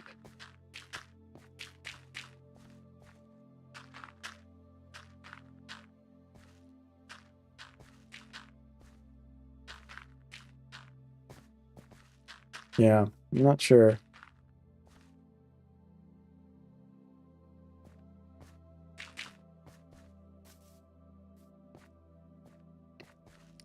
Yeah, because then like, right, should this path maybe that's the thing to do is this path rather than go straight across on that side of the houses, like have it come through here. I think I like that idea. Yeah, I like this. Then it comes this way. It comes around like this.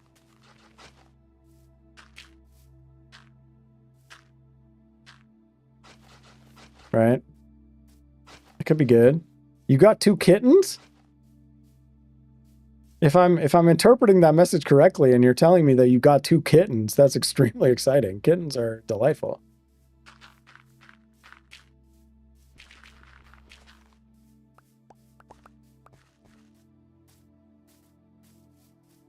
Right? Yeah, you come around this way and then you head back around here. We'll unpathify it even more.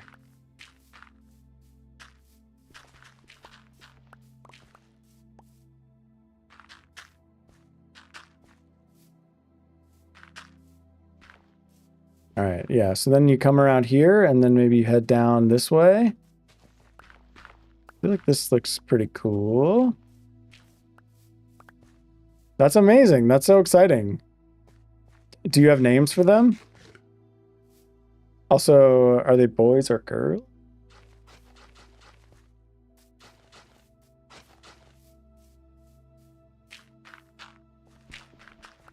Also, are they related or are they just friends? I have a cat.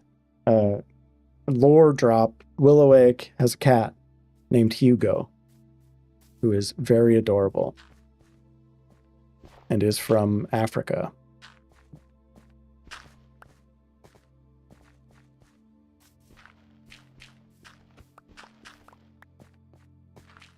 All right, let's smooth this out a little bit. Yeah, I think we probably just don't want this to be path.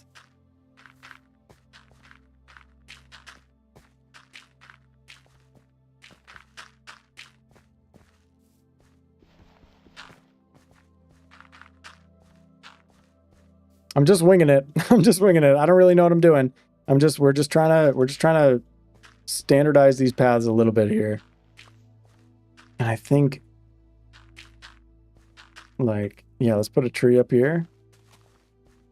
Some of these trees have started to grow, which is fun. I like that. We'll have to kind of modify them a little bit to make them look more like these trees with the like, I don't know, maybe they're kind of corny.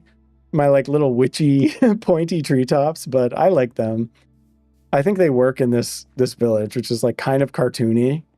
Like it's not, it's not totally serious. Obviously there's some like spooky stuff, but it's not like taking itself too seriously.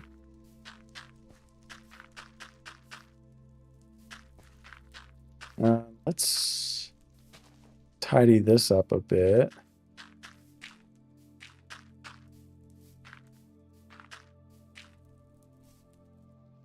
Tom the boy and Coco the girl, they are siblings. That is so cute. Congratulations. I'm happy that Tom and Coco have a wonderful new home.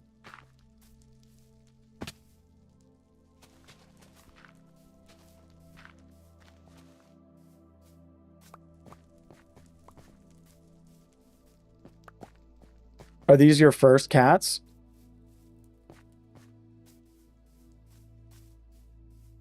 Okay, so yeah, let's just expand this path slightly.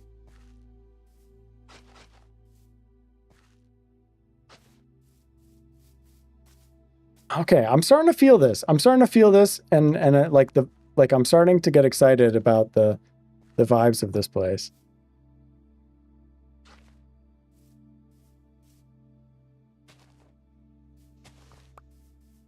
Yeah, definitely need these trees to grow, and also they're probably too much just in a line right now. We'll probably have to do some manual tree cleanup or something. But let's just make some more of these around here. I've got 3 cats, only one is a kitten though. Oh, that's fun. I cat sit actually for my friend the other day, and they have 4 cats. 2 people, 2 humans, 4 cats. I can't imagine being outnumbered by cats. So it's pretty impressive.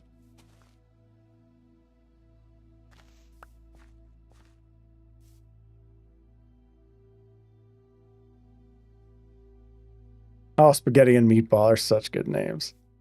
Those are such good names. Let's put a tree there, maybe. I hope these trees grow. All right, so we got a path coming around this way.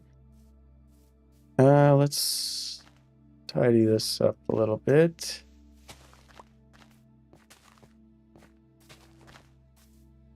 Can we see your cat? That's a great question. I don't think I have a picture easily available on OBS right now, but I'll try to find something and I'll try to find a way to show that at some point. He's a very cute cat.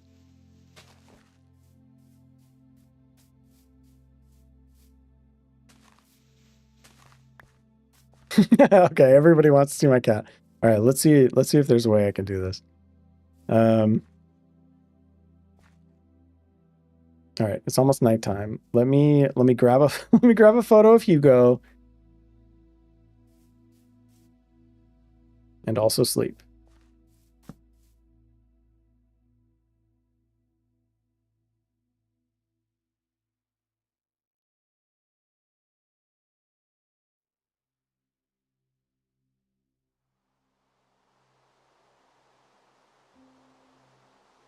Oh, raining. I hate that. Okay, yeah, let's find a good picture of Yugi.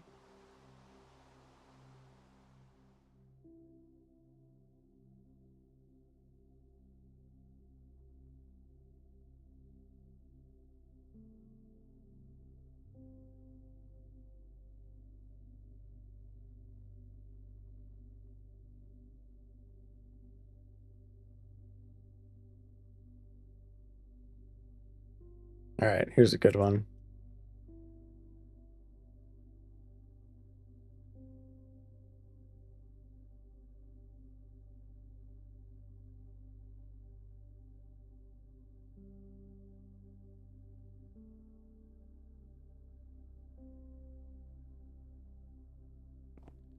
Oh, the trees are all growing around me. Okay. This is going to be an exercise in doing stuff in OBS live. But I think I can accomplish this. Okay, let's see. If I add an image,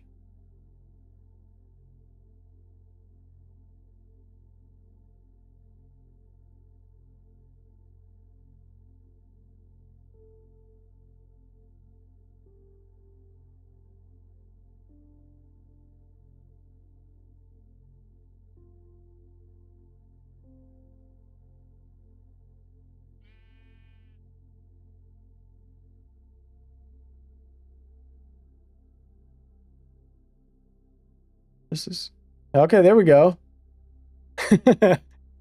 There's Hugo. Very good boy.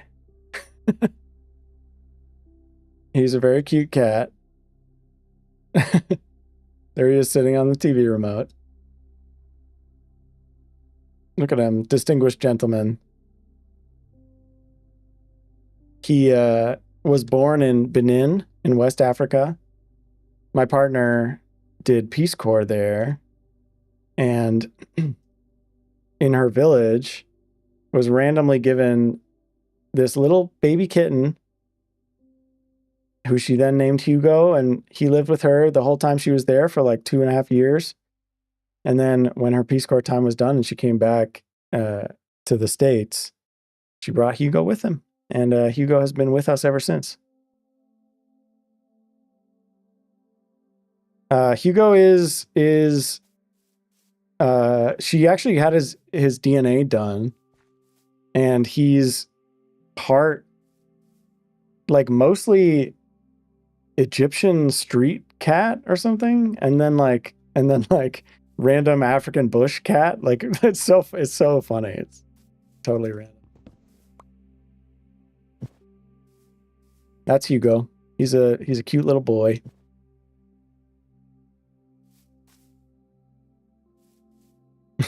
Clearly a goober, yeah.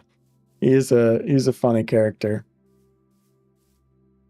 Okay, so I think this path, okay, yeah, so this path comes around here. All right, we're getting somewhere here. We're getting somewhere here. Also, the trees are growing. The vision is all coming together. This is very exciting. Okay, so I think this path should probably connect up here. Right? Like, this should connect up this way.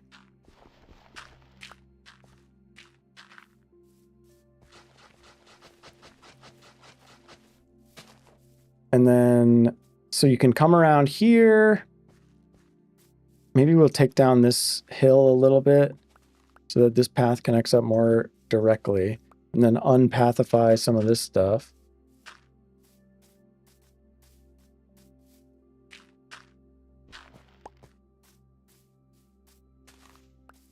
We'll unpathify. We're unpathifying. Do you have any tips for a cat? That's a good question. I mean,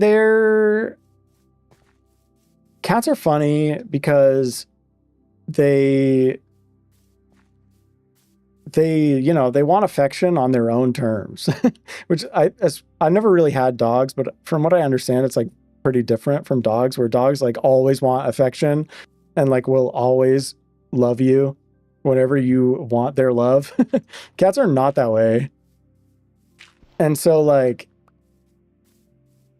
you know, be open to those moments of the cat coming and wanting affection when it wants them, and like those will be some of the moments that you'll cherish the most, I would say. And then other than that, just like, you know, they're pretty self-reliant. They're pretty easy pets, I think. You don't have to like take them out for walks all the time. You can just kind of leave them with, you know, leave them to their own device and stuff. Play with them. I think, like, yeah, I mean, you know, if you have food, water, litter box, that's really all you need for a cat. Like, they're pretty easy. We have an automatic feeder, which is a nice thing. So we don't have to worry about like feeding them. Like, if that's something that, you know, you would consider getting, like, we've found it very helpful, is having like a thing where you can schedule, like, okay, yeah, you know, 6:30 and 4:30 or whatever is when the cat gets fed. That makes it easier. It's like one less thing to think about. And then, yeah, like just making sure there's water around. Cats are pretty easy. Also, if you're allergic, I'm allergic to cats. So I you know, I take a lot of allergy medication just to be able to live in this home with the cat. But there's this new stuff. This is not a sponsored thing by any means, but like, I've been using the spray. It's called Pack Again. I got it just from like targeted ads on like Instagram or whatever, but it's like this spray that theoretically neutralizes allergens. So it's like rather than being like an antihistamine or something that like works on, you know, the human body, it just neutralizes the allergens in the air. And it works. It really works, actually. So, you know, even if you're not allergic, like if you have friends or family who are allergic, like getting a bottle of that stuff, spraying it around before they come over, like it can make a huge difference.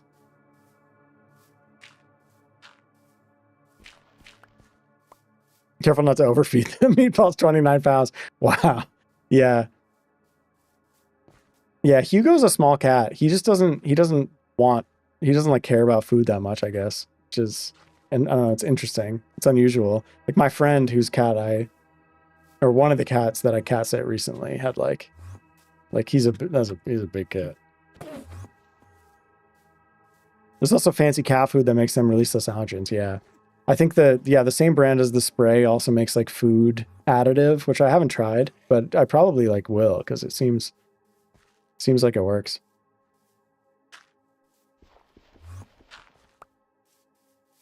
All right, what do we do here? Oh no.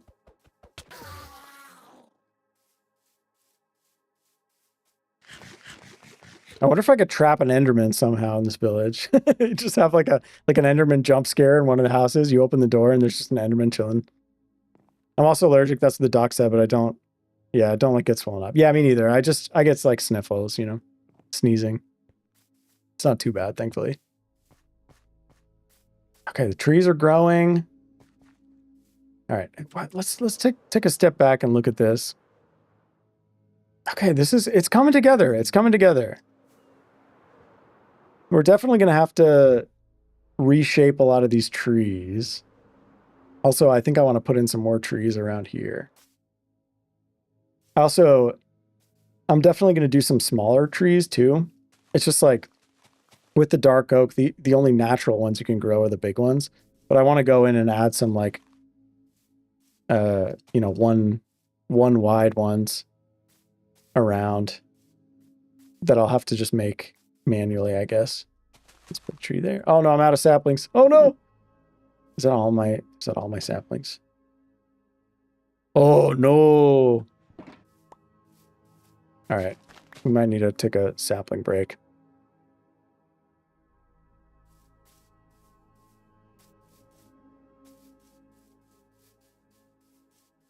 I don't think these ones are going to grow. All right, let me pop some of these around here. Let's put a tree here. All right, we'll have to get some more dark oak saplings. Is it getting dark again? Yes.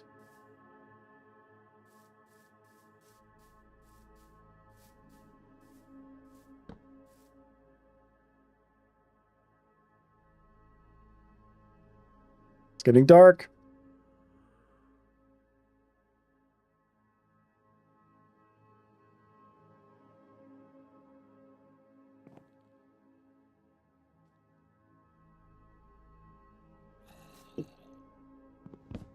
I hear creatures. I hear creatures. Okay. I think we're getting pretty close with these paths. So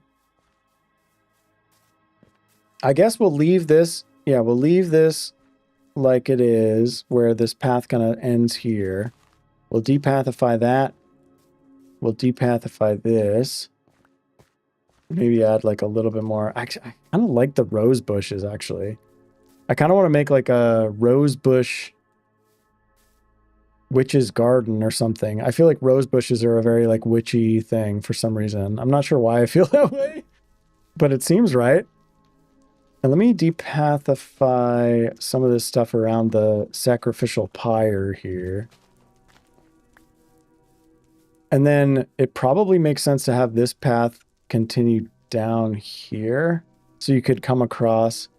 So if you want to, when you come in this way, you could go through here, go around the fires, and then head down here. Yeah, let's do that.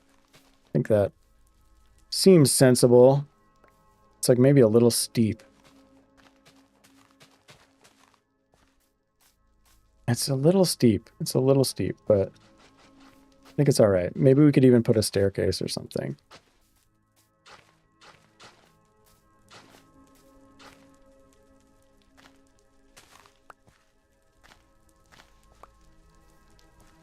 How old are you? Mid to late 20s. I appreciate that. I will take that as a compliment. I am 32.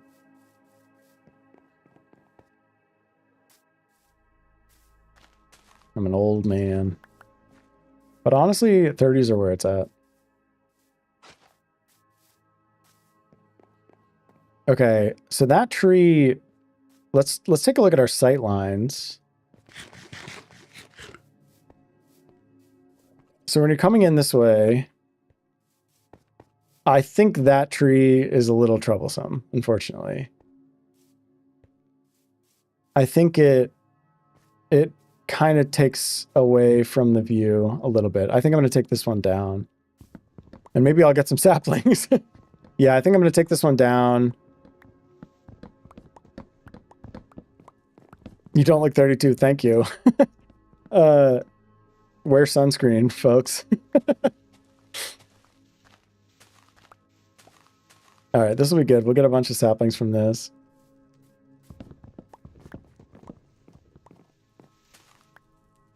Oh, are these leaves colliding with the other one?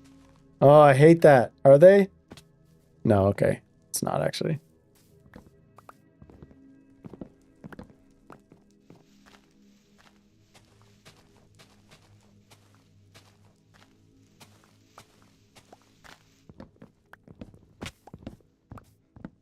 All right, let's take that tree down. We'll wait for those leaves to decay a little bit. Let me make sure that they're not interfering with anything. Should be fine. Much more saplings, nice. Right, yeah, I don't think that worked. I don't think that worked. Yeah, I'm also like not sure about that tree. Well, also like I still want to go through, you know, I'll have to go through and make these trees look a little bit more like the rest of the trees in the village. But think about sightlines. I'd rather have this building back here, whether it's a clock tower or whatever it is going to be. Like, I'd rather have that be taller and a more focal point than just like another tree.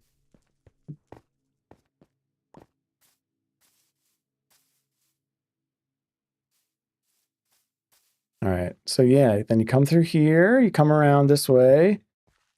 We'll have to, you know, probably put some roots and fog kind of stuff here to keep players from going that way. Players, again, like I'm treating this as if I'm creating like an adventure map or something, when realistically this is just for me. But it is fun. I think it's nice to feel like the world you're playing in is a place that like is nice to inhabit and feels right. And like having constraints on where you can go make it feel like a more curated experience. All right, so you come in this way. Beautiful. Some of them look really straight up. Try adding some more branches and leaves so it looks better and a bit more custom rather than making them all look so uniform. Yeah, I completely agree. I definitely don't want to leave them just the basic vanilla trees. I think I'll probably reshape them a fair amount. That's just going to be a relatively tedious process that I'll probably do mostly off stream because it's like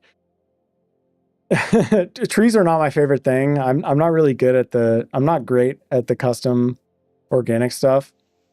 I'm just trying to place them around to have like a general idea of where there will be trees. And I do think that like probably there will need to be one back here. You should put the world up in the marketplace. I mean, I'm flattered that you think it's good enough for that.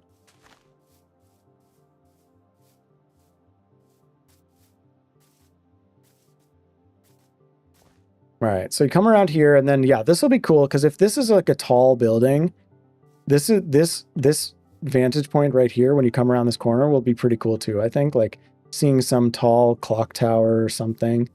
I think I'm like leaning towards clock tower. I'm not exactly sure why, but I feel like that could be cool. And then let's just even out this terrain a little bit so it's not so crazy. I think I might want to just fully fill this in, actually. Might need more dirt.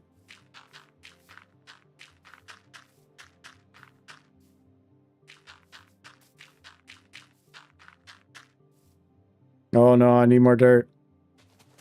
All right, let's get more dirt.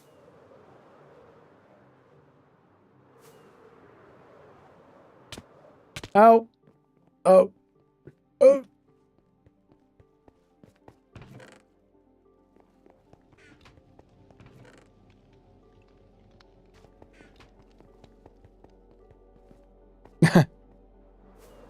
I think, yeah, I'll share it someday. I'll share it someday.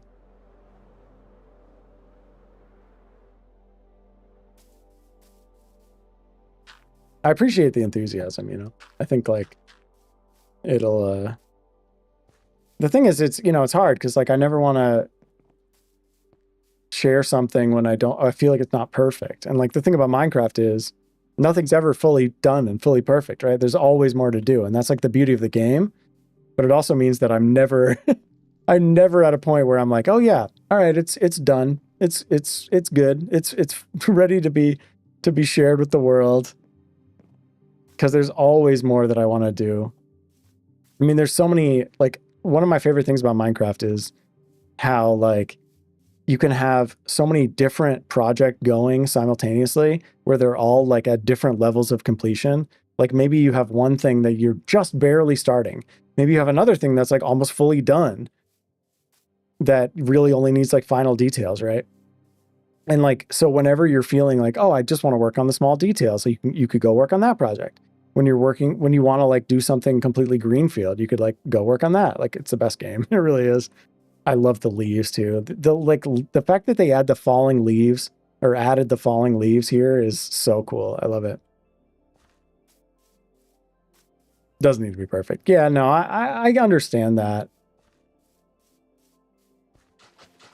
All right, let's add some more. Let's just like make this a bunch of path stuff around here. I'm not really sure what to do here. I think having this be some kind of like little center area with like a big clock tower or something could be really cool. I'm leaning towards that. So I'll have to play around with some clock tower designs. And then, yeah, we're getting close. Like, I think now I just want to I want to, clean up some of these paths. Like this house can face this way, which means I don't think we need these paths over here. So let me depathify these.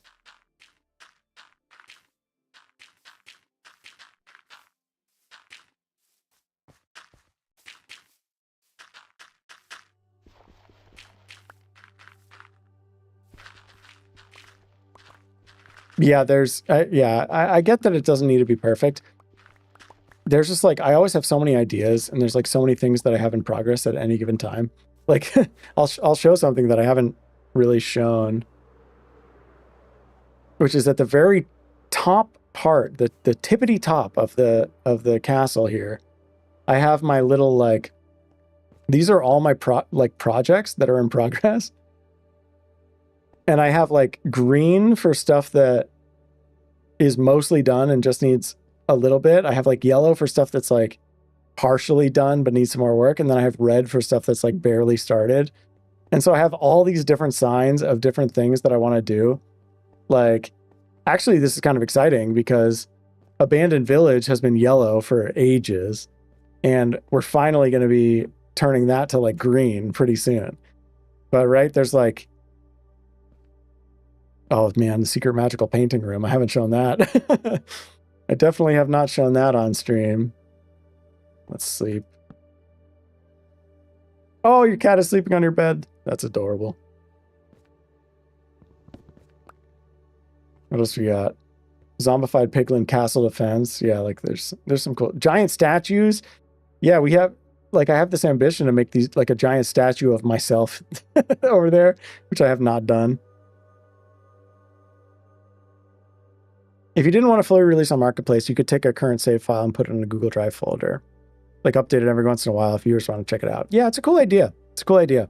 I think there's a part of me that's also like intimidated that dedicated viewers will like take the world and like do really cool stuff that I haven't even done. And it's like, oh man.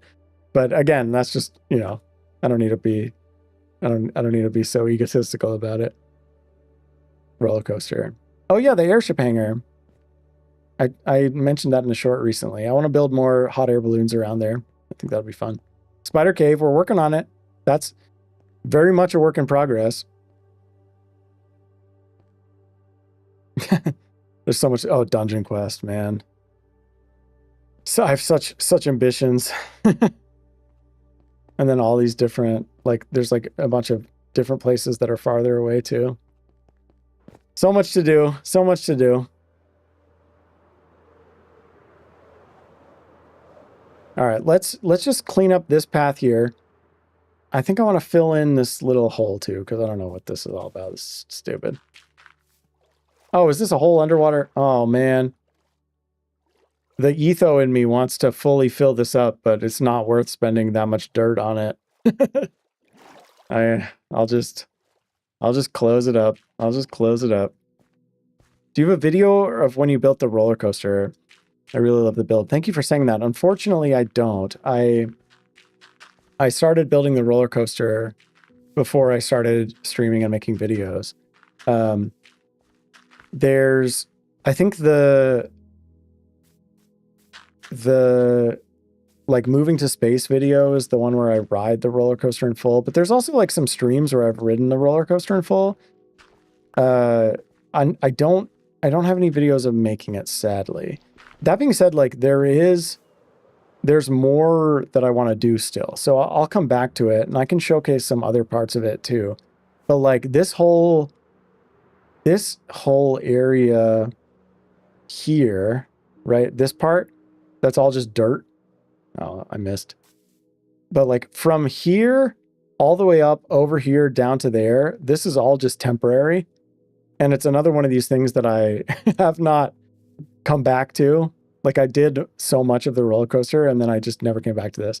But I have this ambition. I have ambitions to make like some kind of a, almost like an industrial, like sand and gravel works building here, like a refinery of some sort. And I'll probably do more crazy stuff with the roller coaster in there and just like extend this part a little bit. Right now it's just straight shot from there to there. But I would definitely want to do more. Yeah, space video is where I saw the coaster. It's an intricate build. Yeah. I mean, yeah, I know. I had a lot of fun with that. It could be cool. Maybe I'll make a video or something where I just like kind of dive into what I did with the coaster, because the coaster is really fun. Like I added a bunch of little interactive things just because I think that's fun to have like little amusement park style like jump scares that pop out and things. Okay, so here we go. We got rid of that path there. We'll get rid of this path here mostly. We can close this off. We'll close this off. And then I think, so again, audience feedback, please. I want to make like, I want to have two paths. So I want to have a path that comes around like this. And this will be like the furthest out part of the village, I think. Is like this path here. And it'll come out this way. Kind of like this. We're just doing a rough draft here, very rough draft. Come around like this. And then I want to depathify all of this stuff. Because I don't want this to be a path like it is. Instead, I want to have another path. Let's fill this back in real quick.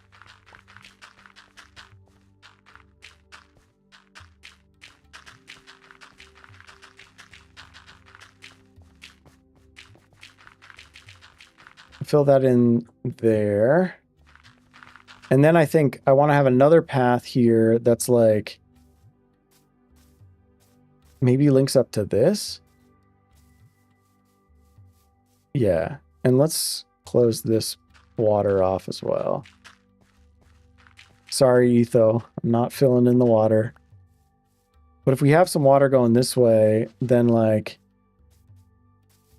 we could have another path kind of a thing going around this way that kind of links up to this here.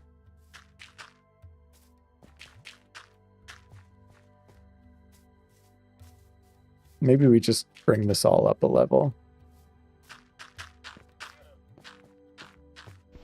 I'm always conflicted about whether to bring stuff up to the same level to make it like more uniform, or like leave the natural terrain and like elevation changes. Right, so we'll have like a little town square kind of thing here, like big clock tower, something, and then like, I don't know, something here. Maybe you'll even a little pond or something. And then like this can come around this way. And so you could go this way over to this part of the village.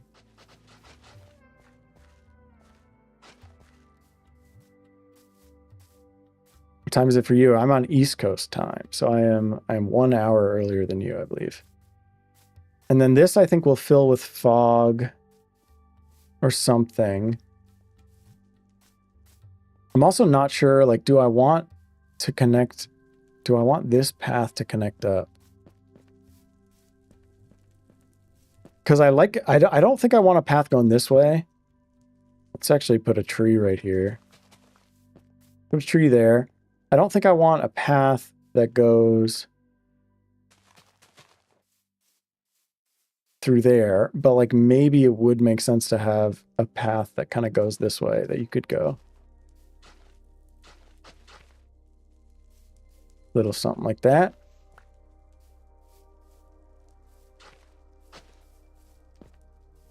You know, you could squeak around this way if you want to. Yeah, I'm not really sure. I'm not really sure. This is, you know, there's always more to do than I think there's going to be. I shouldn't have titled this Finishing the Village. There's just no way. Right, let's do something like that.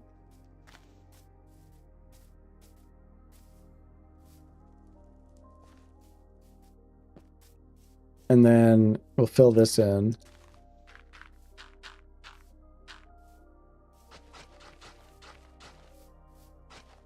Okay, we're getting somewhere. We're getting somewhere here.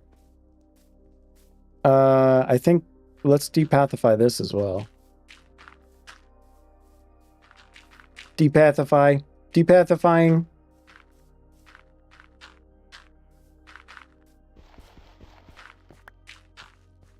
We're depathifying. All right, let's get rid of that.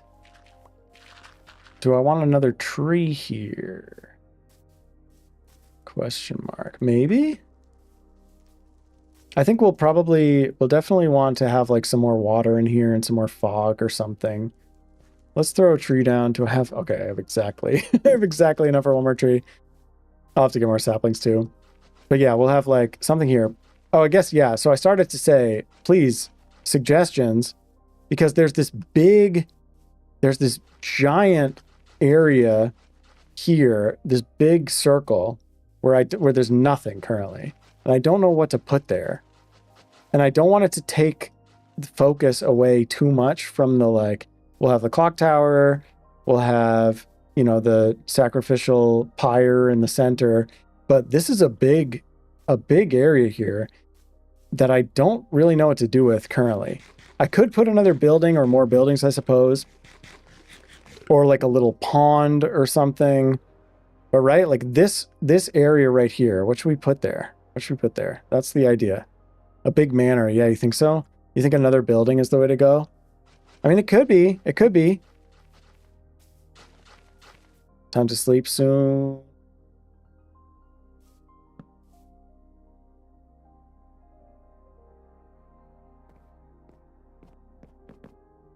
Let's get some sleep.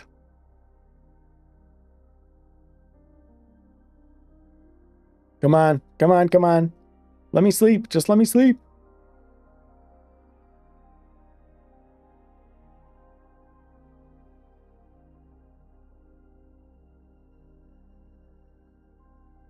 I guess I started trying to sleep a little early.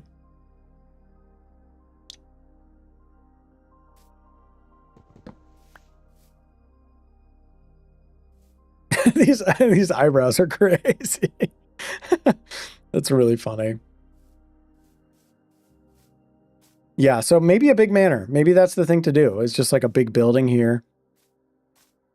I'm not like 100% sure. I'm not 100% sold on that. I think like there's only so much interesting stuff you can do with buildings, especially if they're like empty.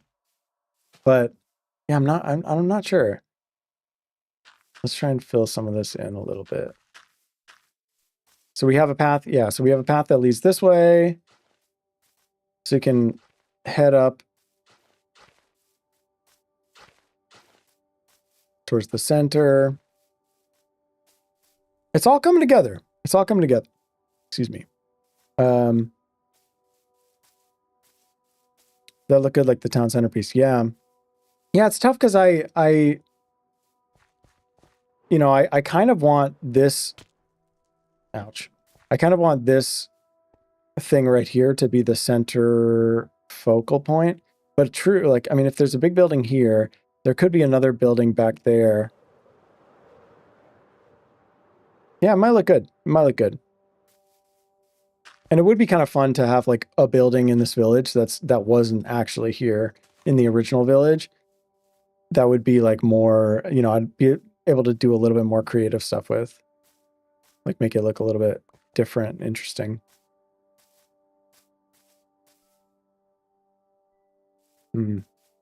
Food for thought. And then so this one also, like this house, I think I want to change it so that the door faces this way. Right? I think that probably makes sense. So we'll have the door face this way for this house, and then we can maybe adjust this path slightly so that it's a little bit more like centered and just wraps around like this. And then something like this. So then we have path, like entrance to place there. We'll have like another entrance to place here.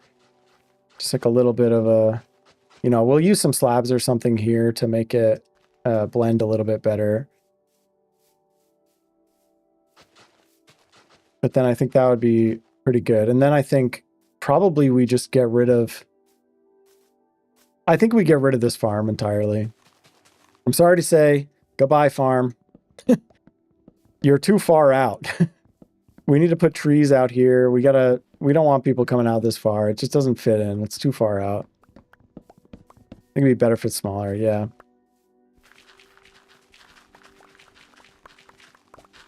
All right, we'll do that. We'll get rid of these paths. I'll do this in the shovel way. I guess I could be using a non-silk touch shovel, and then I would be getting dirt instead of paths, which might be good, actually. Do I have a non-silk touch shovel? No. Oh, yes, I have a fortune shovel. My metal detector. Does that give you... Yeah, okay. That gives you dirt. Good. All right. Let's fill this back in now.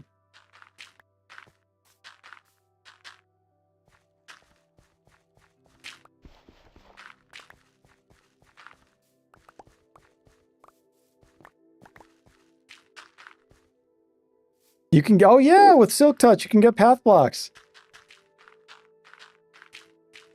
I'm so happy to be able to share this knowledge with you.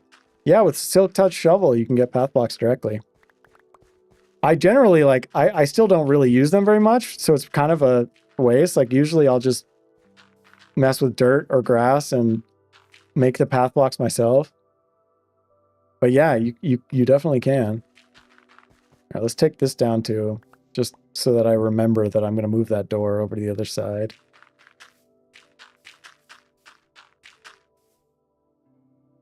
I am getting close to needing more dirt again. I might have to take some of the path blocks I have and just place them and then break them with fortune to get more dirt. I don't know, like, it's amazing. I don't have much dirt, like, of all things.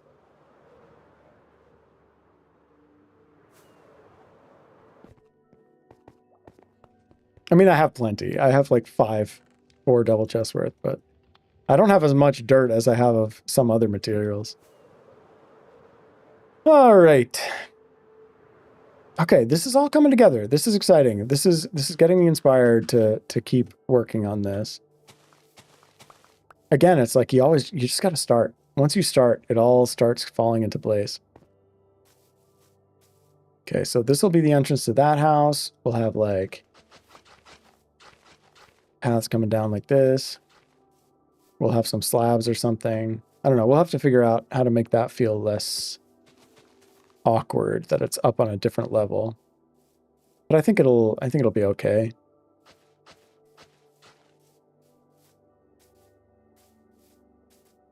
And then this is, yeah, you could kind of sneak around here if you want to. We'll put more fog or water or something under here.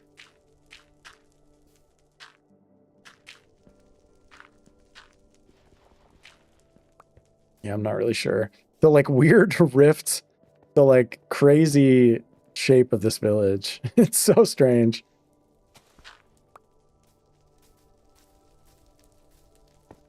Yeah, it all just starts falling into place. It really does.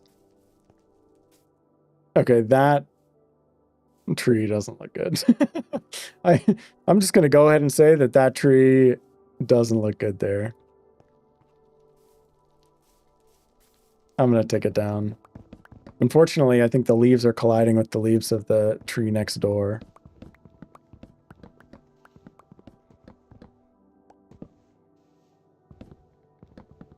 I think the jigsaw puzzle comparison is a pretty good one, actually. Because, like, when you're doing a puzzle, it starts out like there's so much to do, it's so daunting. How do you even start? But then it's like, oh yeah, you know, you just start doing the edges or whatever, find the corners. Like, once you get them, then it all starts coming together. All right, let's break these leaves. Are these also... Now that I'm looking at these are dark oak leaves, right? Is that not... Are those not the same type of leaves as these? What are these? What are these? Am I crazy? Okay, they are dark oak leaves. I don't know. I thought for a second that they were different. How long have you guys been playing Minecraft? For me, it's 7 years. Yeah, I mean, this world is 6 years old. I think I started this world in...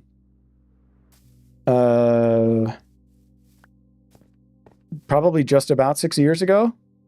But I was playing before that as well. I originally played Java Edition in a creative world for a while. Since, like, I think I started that world in 2012, I want to say. Leaf texture changes depending on biome. Oh, of course. Yeah, interesting. Wow. So it looks different here, and it looks kind of bad.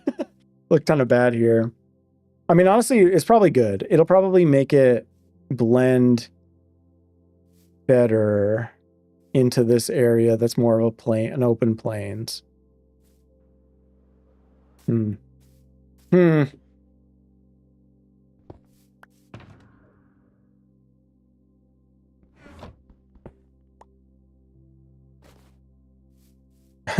I first played the freaking trial version of Minecraft. That's funny. I remember, like, I had a friend in probably like 2010 who messaged me being like, have you heard of this game Minecraft? Like, you might really like it. That was probably like beta time. I don't think I played it. I think like he was like it's fun, but it's scary because like a bunch of skeletons come out. And I was like, oh, that sounds horrifying. I don't want to play that.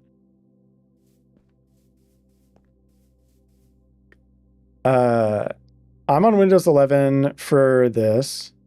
Oh, Radiohead reference. I'm sorry about that. That went over my head. I'm a nerd. I don't know music.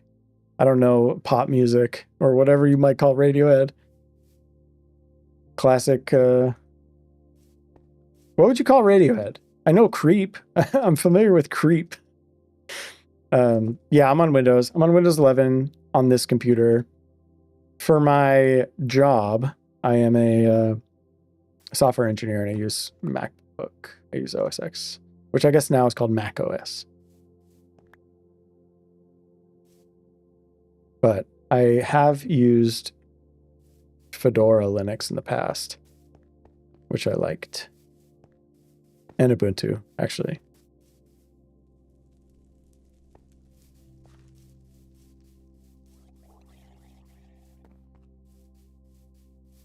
Yeah, Windows 10, the upgrade from Windows 10 to Windows 11 was so funny because like on my previous computer, it wouldn't let me it wouldn't let me upgrade to Windows 11 because like I didn't have a good enough, I don't know, graphics card, I guess.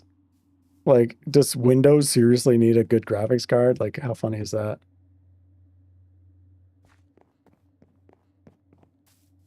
Can you play Bedrock Edition Minecraft on Linux? That's my most important question.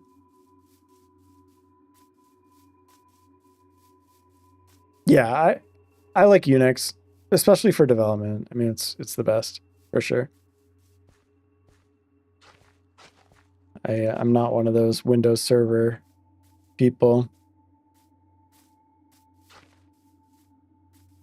All right, I think this is coming together pretty well. I think I kind of want to get more saplings and plant more trees maybe. Oh yeah, the trees look bad. The trees look bad. But the paths are looking pretty good.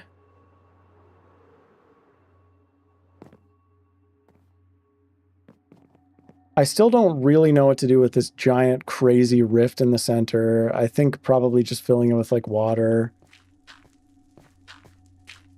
and fog is going to be the way to go.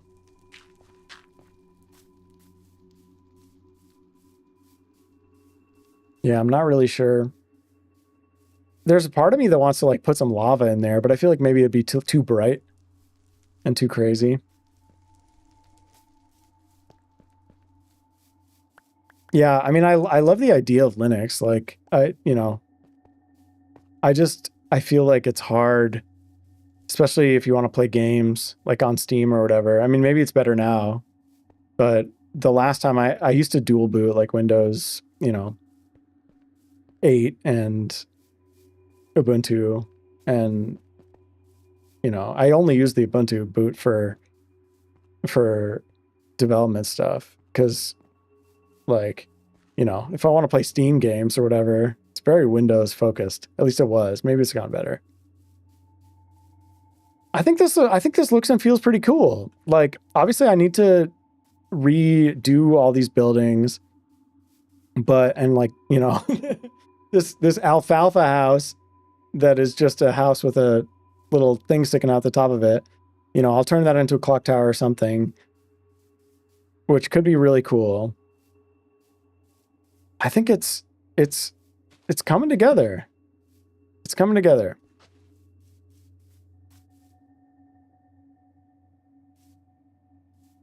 Okay. Saw Arch in a VM and learn from there. Okay. Yeah, no, I mean I'm here for it. Like I'm certainly like ethically and ideologically, I am a fan of open source software, and I don't love the idea of operating systems being fully proprietary. Yeah, I don't know what to do here. Maybe make a mansion. Maybe something else. I'm not really sure. Not really sure. Also, I need a lot more dark oak saplings, and also I'm gonna really have to massage these trees to make them look decent compared to the other trees that we already have here.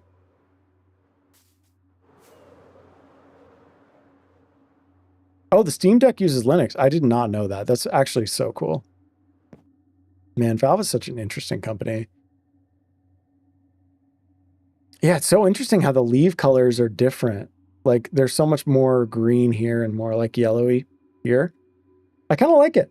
I think it'll help blend into this part of the world where it's like big open plain, waterfall kind of stuff. I'm pretty happy with this. Okay, so there's a couple other things. I feel like I'm willing to call this like a success in terms of like broad strokes planning here. So let me dump my stuff into storage, and then there's a couple of things that I want to try. Because Minecraft has been adding all of these like ambient sounds and things lately, and I really want to play around with some of that stuff. If you own a device, you should have full ownership. Yeah, I agree with that completely. I mean, like the right to repair stuff, I think is really important. And the idea of like, yeah, like the whole don't kill games stuff, like I'm definitely on board with that. Like the idea of cloud services going away and rendering something that you paid for completely useless is infuriating. I'm not a fan of that at all.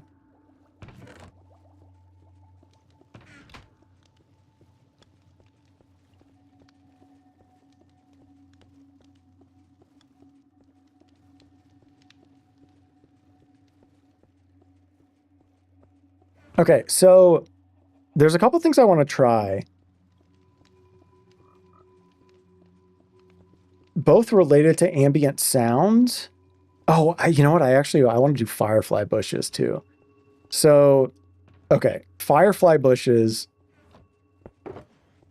Do I have some of them? I guess, yeah, they're in my light sources box.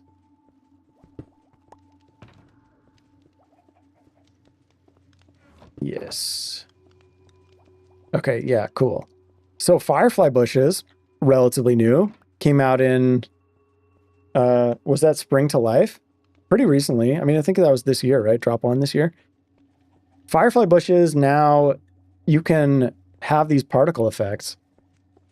I guess actually, I think I'm prepared to say that this time lapse is completed for now.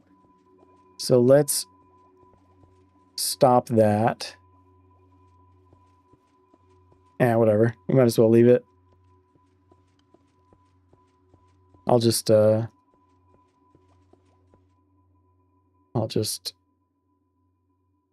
leave it going. Why not?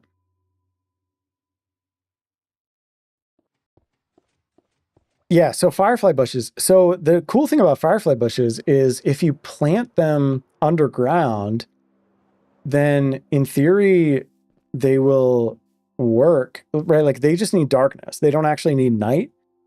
So if you put them underground, like under a block, it should theoretically, they should have their effect. So I kind of want to try putting like a bunch of firefly bushes just around the path here.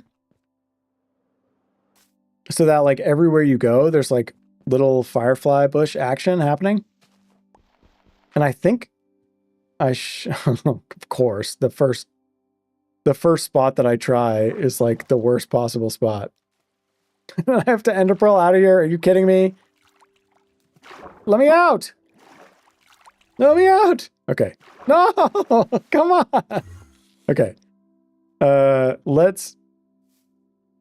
There's an ender. Seriously? That guy's going to be down there forever. Will ender mites despawn? I actually don't know. Let's just, there you go. Good job. 40-year world. That's funny. So the 40-year world, it's kind of like an inside joke. My friend and I started this world together, and the joke was that this was our last Minecraft world in the sense that like this would be the world that lasted for 40 years. And surprisingly, like it's on track. I mean, this world has been around for 6 years. Turns out that 6 years is like, you know, time kind of flies. Like we'll be at 40 years before you know it. I don't see this world going anywhere. The question is, will I actually stop at 40 years or will I keep going? And if I do, will I have to change the name of the world? I don't know. So if I put a firefly bush 1 block underneath the ground and then cover it, it should be dark in there.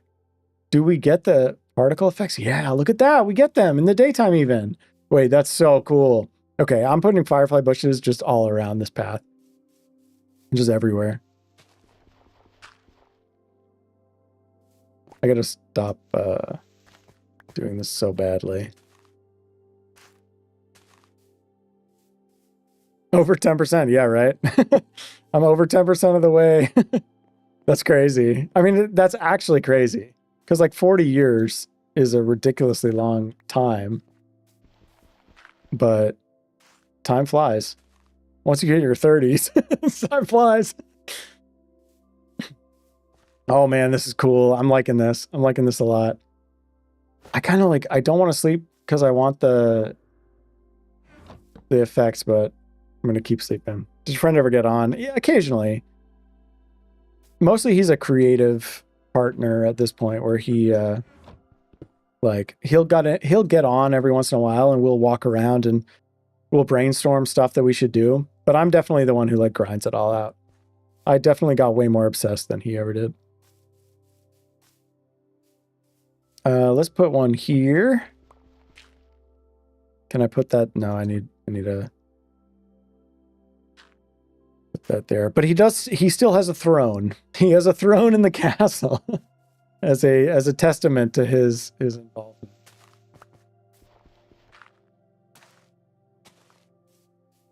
That's why it's a realm. Yeah, and that's why I play Bedrock too, because originally he was playing on Switch. But now I'm locked in, and I've come to really appreciate the challenges of doing like Minecraft content creation on Bedrock, frankly. It's kind of, you know, there's so many people doing Java Edition stuff. It's like, it's an opportunity to be a little bit different, I guess. And like a lot of people play Bedrock, so I think it's cool to like be able to watch YouTubers or whatever who play the same version that you do, you know? Bedrock is, I do think it is kind of the future. Like, they're obviously pushing it really hard. And when I first started, the parity issues were a problem, but they've gotten so much better over time. Who owns the realm? I own the realm.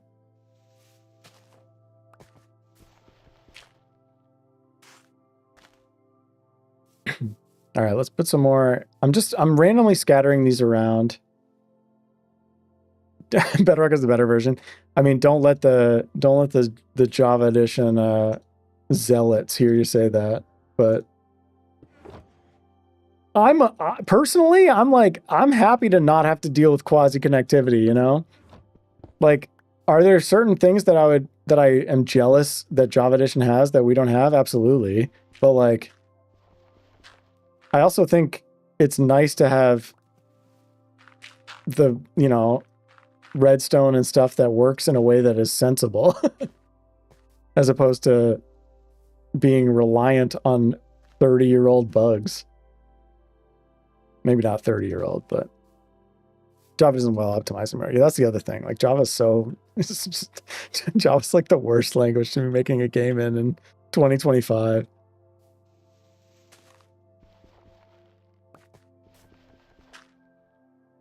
I was a big RuneScape player for a long time, and I don't play so much. I mean, I don't play at all anymore, really. But I stuck with RuneScape 3. I did not go back to old school. And when they released the like C++ client and replaced the old like Java client, it was like, oh my gosh, like this is this is amazing. Like, this is the way this game should have been all along. Quasi connectivity is the best. Look, I understand that it's very valuable and useful, and like you can do a lot of interesting things with it, but it's a bug. It's a bug. And I am glad that I don't have to deal with it, because I remember what it was like when I had my old Java Edition Creative World way back when.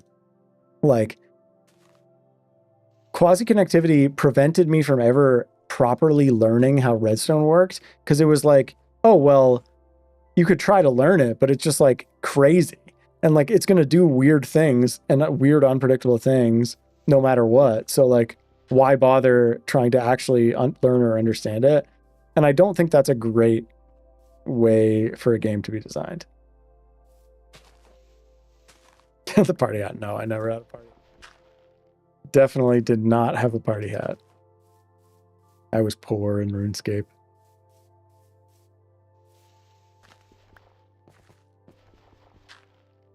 I was not maxed, but I was a player mod, which is like kind of like like at the time I thought it was so cool to have like the little silver crown and be like, you know, like special.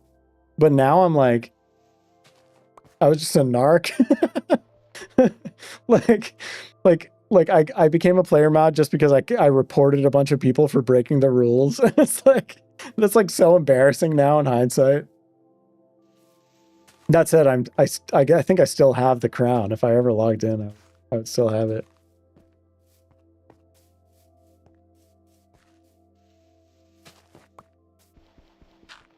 I remember like I printed out the player mod handbook and I like meticulously studied it so I could like, I mean, I was like 12. I don't know if I classify it as a bug. It's more of how Redstone is coded in Java, and it's just basically accepted as a feature by Java Redstoners. I mean, I don't disagree with you.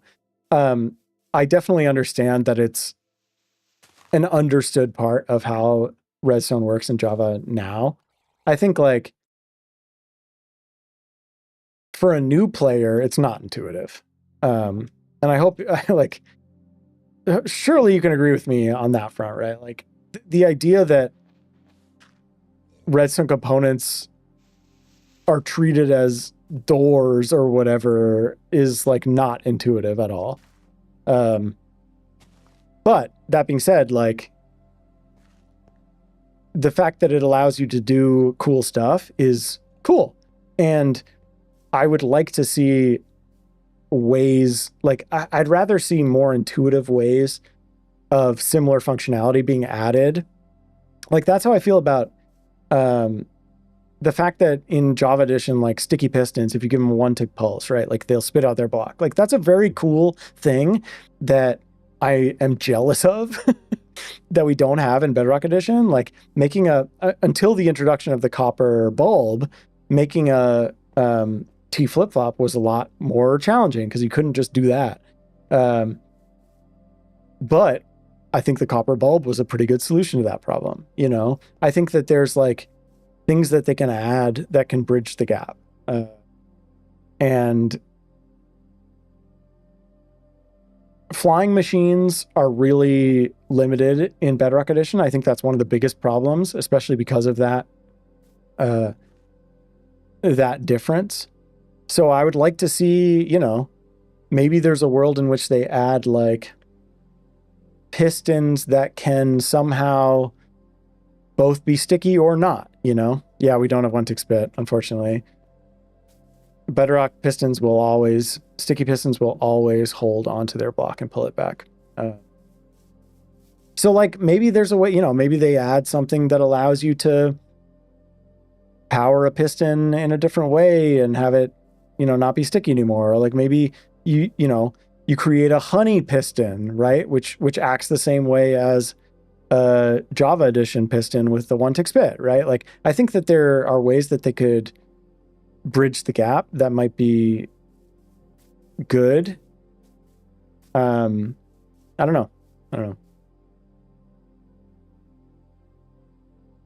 trying to do a 3x3 in Bedrock and struggling. Yeah, I mean it's tough. Like you have to make sacrifices. All right, so I put a bunch of firefly bushes around. I think I probably need a lot more, but it'll probably be easier to see at nighttime. The other thing I wanted to try, I'll keep these bushes in my inventory for now, but the other thing I wanted to try is there's a bunch of new sound effects that you can do, and the two that I'm really interested in, hey, welcome! The two that I'm interested in are, I have my notes over here. Yeah, so eye blossoms on pale moss create a very spooky sound. And then dead bushes on terracotta create like a wind blowing sound. So let's try those. Do I have any of these flowers? Is an important question. Do I have any eye blossoms? I feel like I must somewhere. But where? So dead bushes, I don't have very many. And if we put them on terracotta, it creates sounds apparently. So let's try that.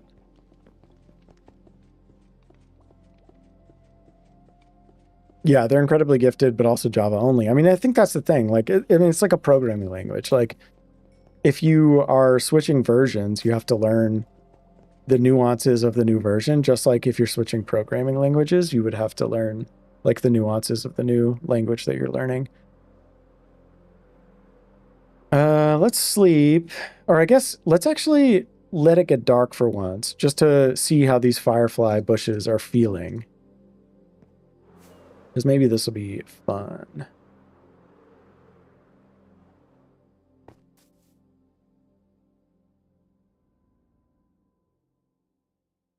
Oh, I've officially finished the Red Bull. That's no good. Come on, center me. There we go.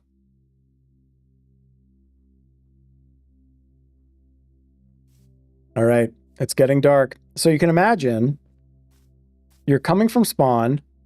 You have no idea what you're in for. You're coming this way.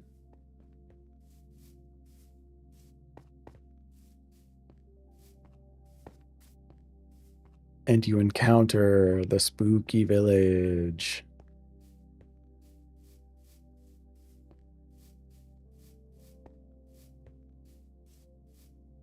Okay, how do we feel about this sightline? I think like turning some of these trees into the more spooky, pointy, witchy, cartoony version will probably be good. So we'll do that. Obviously, we still have to change the existing houses into, you know, dark oak and stuff. But then you come around here. Okay, cool. Ooh, this is looking pretty good. I think that tree back there is a little distracting at the moment. It's kind of drawing focus away from the center in a way I don't love. So maybe we'll do something with that. But the firefly bushes so far are working pretty good. I mean, there's definitely particle effects around, which is pretty cool. So then it's like you come across here. We'll obviously redo this building. Let's actually just break the torches to make it more thematic. Cool. And you could go that way, which is new. We built that little way through. We'll break these as well. Okay, yeah, you can come this way. We got fireflies around. I love the fireflies. They're so cool. I feel like, yeah, we need more of them probably. Let's break these. Let's break that. Cool. You come around. Okay, yeah, you come this way. Nice. We'll get some more trees. Maybe a tree here to kind of keep it more closed in.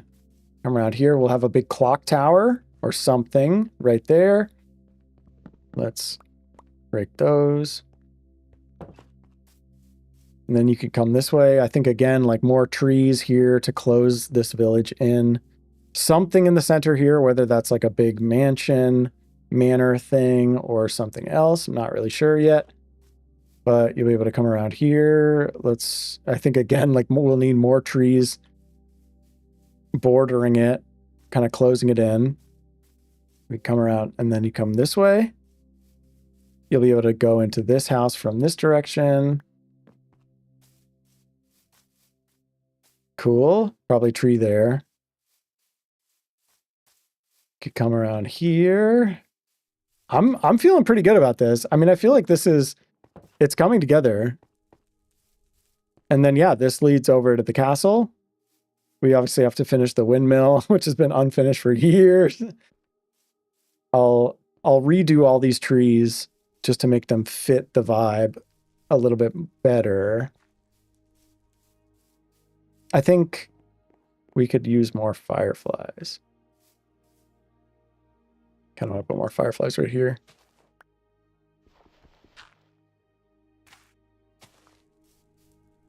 The fireflies are so cool. And then, yeah, you could also come this way. We'll have a little house here. Here's the, again, like another way to access that clock tower. Or you could theoretically go up here, which we'll have to get creative with the slabs and stairs and stuff to make that traversable. But I think it'll work.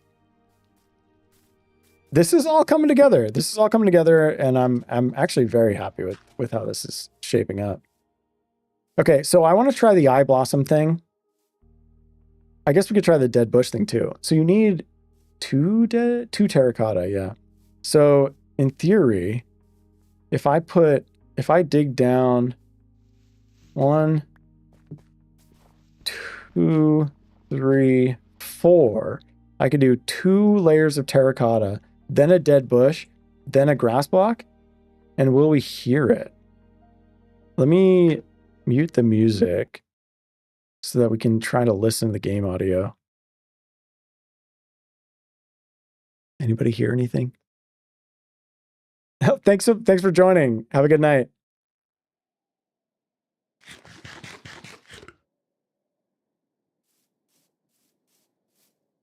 I don't hear it currently.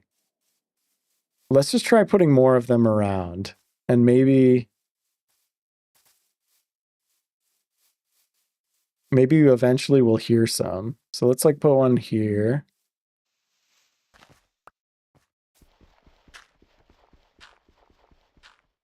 It's right next to our firefly bush. Dead bush and dirt. So in theory, dead bushes on 2 layers of terracotta will make like some sounds. I gotta make sure I don't get killed here.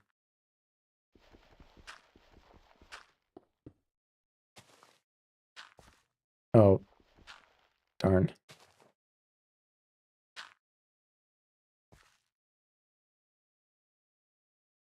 I also don't hear anything.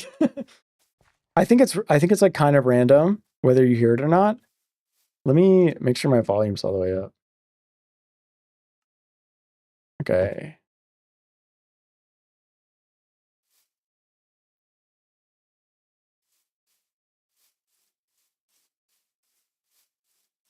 I'm not hearing anything either.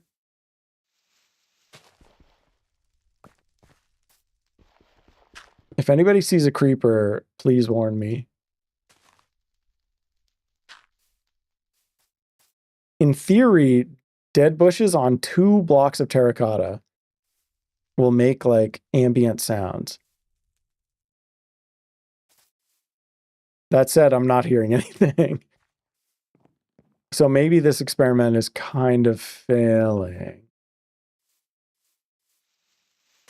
Oh, wow, my instincts to put a thing right there. That's funny.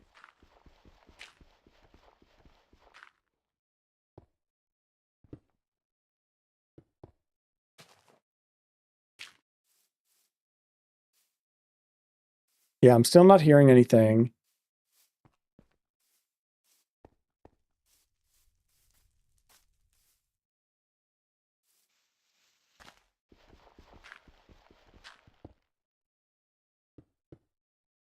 I think it's just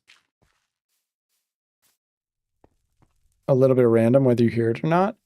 All right, let's try the eye blossom thing. I think I have some eye blossom somewhere. I must have some somewhere. All right, let's sleep while we're here. I guess I gotta make sure that my camera account guy is not getting attacked by phantoms, actually. Okay, do I have eye blossoms? I thought I had some somewhere, but I'm not sure where.